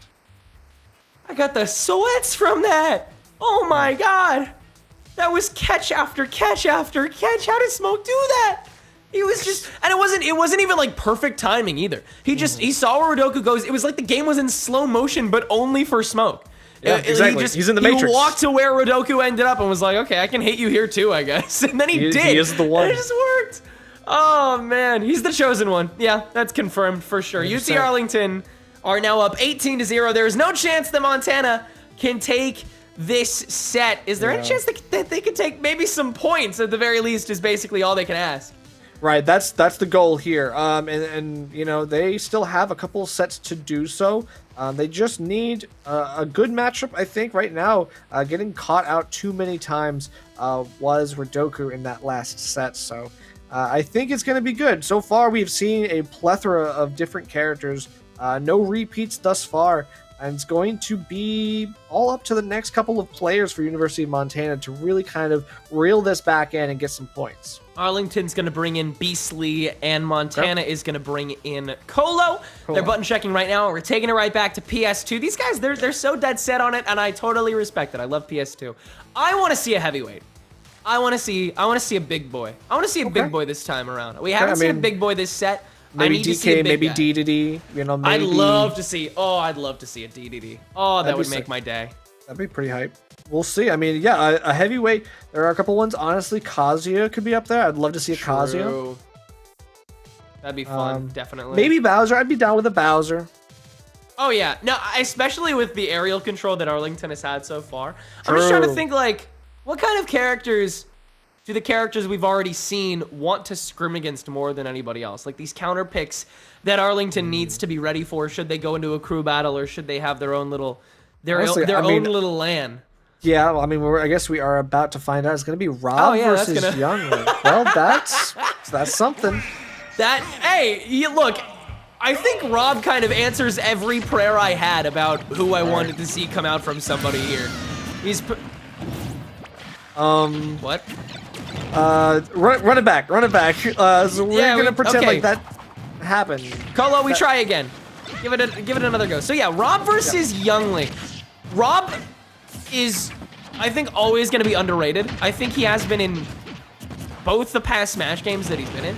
But this one, I think he's more underrated than anywhere else. I think people are definitely getting onto him, but it's like, I don't know. It's like he's always gonna be coming into his own. Yeah, I definitely agree. They both of these characters have strengths and weaknesses. I would say relatively balanced characters. However, Rob, being big, still isn't enough to really put the character in as bad of a place as you would think. Still an amazing character, and getting the fastball too much. Colo, unfortunate, another death. That was basically unnecessary. Beastly, happy to take it. Looks like they just want to stay alive as much as possible. The 120, Rob still not super heavy. Hopefully Youngling is able to get the confirms into some of these big kill options they're looking for. Yeah, Beastly hasn't really had to do much work just about yet. He's just had to avoid dying and kind of just deny Colo occasionally, and Colo's kind of finished the job for him. Can Beastly prove that he can stand up with the rest of Arlington's roster? He's looking pretty okay so far. Constant amount of coverage here and avoiding a lot of these potential finishers that Colo may be going for. He's, after all, at 167 and still not gone. Yeah, this is the problem. Now you're kind of getting beat while you're pulling bombs, and Beastly is taking good read. Very good read on the roll in. Obviously, that's what you're looking for Beastly. A 3-stock coming out very quickly. The 2 SDs definitely did not do Colo any favors, unfortunately, but 1 stock was decisively taken, so you can't say anything about that one. Beastly definitely wanted that one. Yeah, that lockdown with the gyro. I mean, that's the exact kind of thing you want to see with a kit like Rob's. You got the gyro on the edge and to manage the roll. You got that gigantic up smash that, hey, may cover a bad jump too if you really want to. That was a great way to manage that last stock from Beastly's Rob, and he did it all with 3 stocks still left. Arlington taking such a ridiculous lead at this point. Yeah. I mean, these stats are going to be so padded. Right. I mean, definitely, like, you could see the last kill was so well set up. Like, dropping, like, just throwing the gyro down, forcing the roll in, because that would have covered a couple of options. Roll, like, just following the roll as well. Really nice stuff. So we are going to see the switch to hero. We did see UNT basically opting to go hero instead of Youngling. A bit of a more risky character, I would say. You don't have some of the great boxing tools that Youngling has, and the projectiles aren't as consistent. However, they are extremely strong. Yeah, I mean, it feels like with Hero, you can have those projectiles be a little more relentless against that reflector that Rob has, because he doesn't really pull it out to reflect. He tends to pull it out to be a finishing blow. And so I understand the kind of pressure that Colo wants to put on, but I just don't think it can be executed in time against Rob, just because he can put on so much with the gyro and the laser and whatnot. Right, but the out-of-shield game is where Hero is lacking, I believe, and that is going to be important because Rob wants to kind of mash on your shield as much as possible. Yep, running out of MP, you can't get back. Beastly knows how to secure the kills against a hero who has used too many resources. I'm trying to find a way to put this in perspective. I believe this is like accurate. Like, UT Arlington, I want to put this in perspective. This is the 8th game they've played. Most of these other teams have played 15, and yet Arlington is already in the top 20 out of these 26 universities points-wise. Like, that is insane. The amount of catch-up that they have played. They already have, like, half the points of most of these top teams. Okay, getting around the down area is important. You're staying alive. Maybe fish for a zoom at this point? I don't know. The Rob ledge pressure, I would opt to just get out of jail for free. And, yep, the grab will get you. Yeah. Got him. Hey, 66%. I was just about to say, like, I mean, look, at this stage, you gotta play like a hero and go for some weird stuff. You gotta go for the unorthodox stuff. You gotta go for the stuff that, hey, it might not work, but it's fun to watch it when it does actually work. That's the kind of stuff you like to watch when you're watching a hero. Up until that point, it is the Beastly show. 87 launching a gyro to snipe, staying on that ledge, misses the down air spike. Okay, wait, we're getting some back with the normals. Yeah, we get the normals. Yeah, he can recover now. Oh, Crackle Slash, okay. There's a little bit of damage in there. Nice Flame Slash to finish things off. Can he find another aerial in time? Oh, up tilt. That's a good safety pick there by Beastly to make sure that the pressure keeps piling on. Oh, getting caught by the gyro though. Now the snipes. Yep. I think he top decked that one. That's why you gotta Yeah, baby. don't top deck. You gotta make sure you see what you're pressing. That's last stock. Yeah. That's 160 points total for Arlington now. They are coming up on Rider University, who has also played 15 games and has 166 points to their name. Just ludicrous stuff coming from them. For sure. And we have one more set to finish this off. Let's take a look at these replays in the meantime. I'm a huge Hero fan. I love watching this goofy character do some wacky stuff. But unfortunately, Beastly putting the hurting on Colo here. Gets the 66% whack, which you love to see. Yeah. However, we're seeing it here, like the resources, the MP was like under 30 for most of these games. And whenever Colo was getting a little bit left, or a little bit back, they just kind of immediately expended it, unfortunately, to their detriment. All right. So Arlington is going to be switching over to Army Ollie. And Montana is switching to Hero. No. Oh, no. Like they're playing Hero? Oh, yeah, okay, Montana, so Morning Glory. Yeah, it looks like Morning Glory is going to be the player for I was going to say, like, how Montana. confusing would that be if your last player picked Hero and then your next player is named Hero? That is true. That would have been bad. Yeah, you got to do a couple account switches, so we got a second to just sit, chill out, take a moment, and, Think talk about how Arlington... Yes, how good Arlington is. Yeah, just how they're going to stack up in this playoff bracket because, they're a team that hasn't played as much, and so they haven't played against everybody. I can only assume that Arlington hasn't played with everybody in this top 10. I'm wondering how they're going to stack up. I mean, I think it's like, top 13 or something like that? Like, there are a few teams. Hopefully, they will have the ability to play against someone that they previously played against, so that they might have some preparation, some knowledge thus far, and be like, okay, what worked, what didn't work. But at the same time, there could be a lot of teams in there that they have not had the chance to go up against. They'll have to do their due diligence and research to make sure that they find out anything they can about those teams, because that could blindside them come these championships.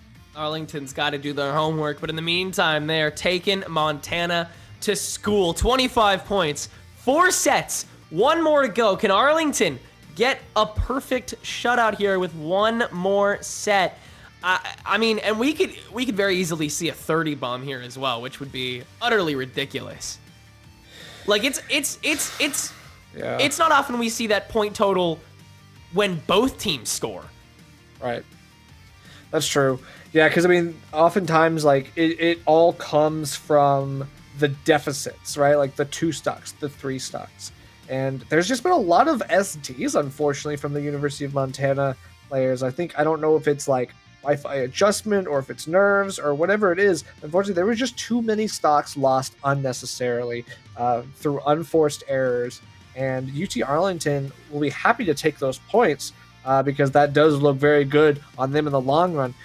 But unfortunately, for University of Montana, they're still looking to get any points on the board in this next and final set.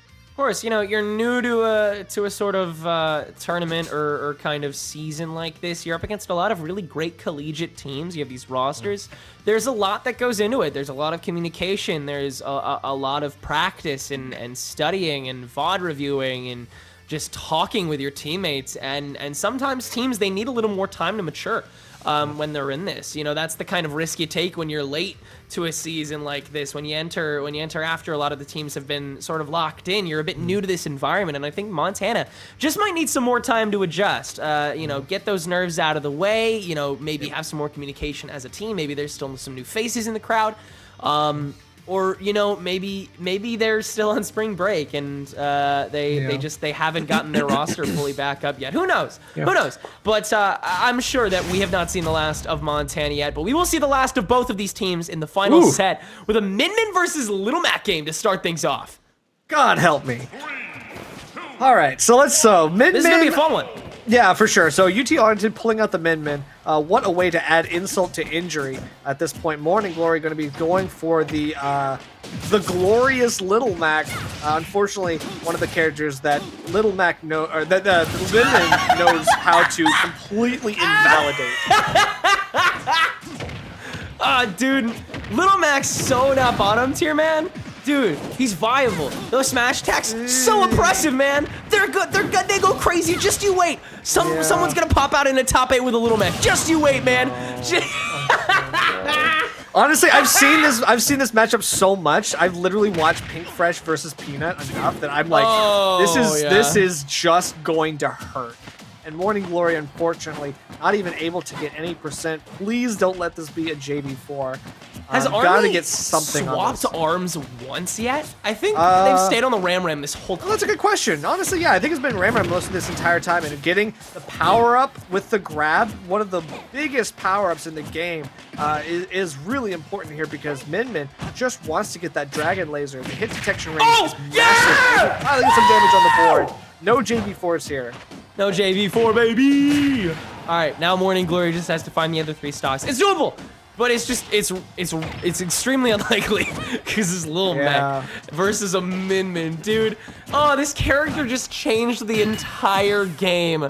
And I don't know if we'll know if it's for the better or for the worse until the next Smash game comes out. That's it. Yep. Lost the jump and didn't have anything else. So my God. Loses that. Unfortunately, did not get anything off the KO punch. I was wondering, had the opportunity, I think, to get a turnaround KO punch. Maybe a panic option coming out from the Min, but did not do anything there. That's the difficulty, right? Like when you're down, it's the mental stack. And against this, like, what do? You lose your jump, you lose your resources, and Armioli just watches you fall to your death. Here it is again, almost like a replay of a replay of a replay. Oh my God, jeez, dude, that was one of the fastest games I think I've ever casted in my life. That was, I mean, I can't even say that was amazing by Army or terrible by Morning Glory. It's just Min versus Little Mac. Right. I mean, you could see Morning Glory going a little bit too hard, just opts for the forward smash, but doesn't connect, right? Like, could have turned around, got the KO punch. The air dodge did come out. It could have been a comeback story, but it was not meant to be. So we're going to go into game 2 for this final set. The bans are Battlefield and Small Battlefield. Totally makes sense. You don't want to take Little Mac there because those up smashes will catch you on those platforms. You don't want to give them the option, and Min has plenty of other long stages that you'd be happy to go to. For sure, yeah. No, Min can be okay going just about anywhere, but wants to avoid the stages where Little Mac can be strongest, just in case you're in those mild disadvantaged positions. So we're going to see this character switch, Sephiroth, and we're going to Town. So Sephiroth instead of Little Mac. Thank you. Good. Sephiroth versus Min. I don't know. I don't dislike it. I don't dislike it. I don't dislike it either. In theory, you got range, right? Range versus range. What can you beat Min at? However, Min's horizontal pressure, I think, is going to be still very difficult for Sephiroth to get around. Especially here on Town, there's a lot of space for Min to kind of play with. As Sephiroth, you're going to be needing to use some of your best projectiles and avoiding the reflector, by the way, that Armioli does have with Min. That's true, yeah. That up smash is going to pose a completely different threat now against these edge guarding tactics that Morning Glory might have to pull out with these projectiles. Army is running a lot more, I think, though, this time around. Definitely sees more of a threat in this Sephiroth pick. But, oh! Wow! Okay. Wow! All right, so what did I say about the power-up off the grab? That combined with Town and City, that combined with Sephiroth being light, recipe for disaster. The Megawatt finally coming out. Armioli opted to go for the massive kill power to basically steal yet another stock at early percents. Just looking for anything here. The Megawatt Nair does connect and forces the down air out of Morning Glory. This has to be a big punish, right? Oli is he's so prepared for this punishment game. knows the cooldowns of Glory when he has to go for him, and oh no. Oh, the coverage on Ram was a bit late. Morning Glory's still up. 137 on the second stock. Oh, the counter just... Dude, that counter is so bad against this mid. Yeah, again, the Dragon Laser is all it takes to just create complete full screen pressure. Oh, man. Oh, no. Oh, yeah, no no. Jump. Yeah, no jump. Literally the same, pretty much the same percent that Armioli was in the last game. Another 3-stock. UT Arlington has finished it in a very flashy fashion, I will say that. Oh, flashy doesn't even begin to describe it, man. That was unreal from Ollie. I just was prepped for it.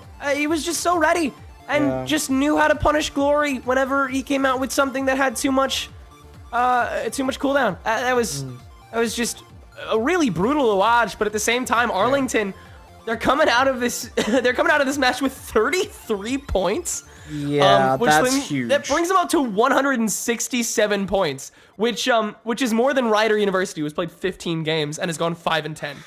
That's crazy. Well, I mean, obviously we will have the interview with UT Arlington in just a little bit, so we are going to go to a break while we set that up. Please don't go anywhere.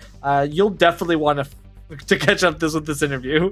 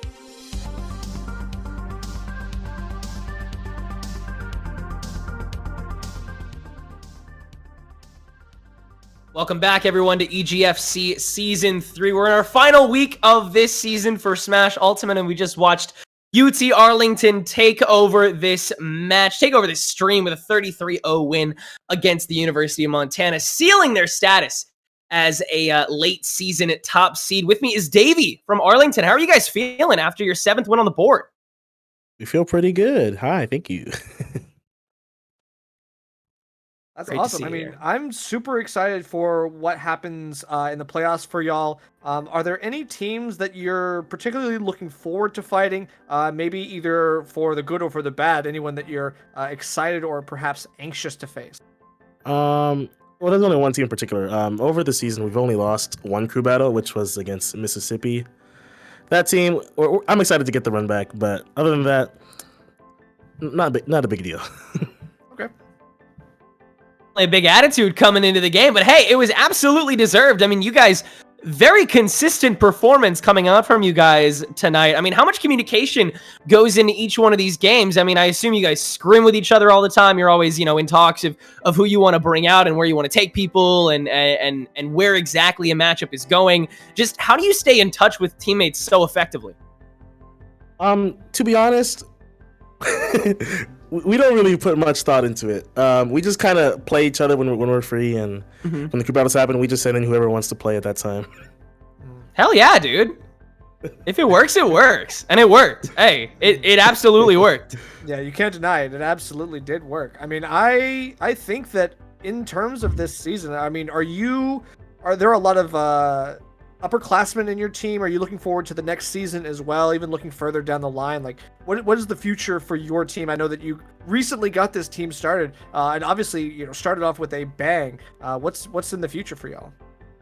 In the future, I don't think much changes. No one's really graduating anytime soon. No one's really coming. The team that we have now will stay for at least another year, but I'm excited for what's coming after that because we're all undergrads right now, and all the high schoolers are graduating soon. I'm excited to see who's coming. Cool. Great to see UT Arlington here to stay. Davey, before we say goodnight for the moment, is there anything you want to shout out or promote? No, not really. Awesome. We're good for today. Davey, UT Arlington, thanks so much for hopping on, man. Best of luck in the tournament starting. Thank you for having us. Thank you. Thanks, man. All right. Well, Nerf, that was a great way to start off my block, I think I would say. But there is one more game. There is one more game to finish things off. When we come back, Sacramento State takes on Weber State University. Don't go anywhere.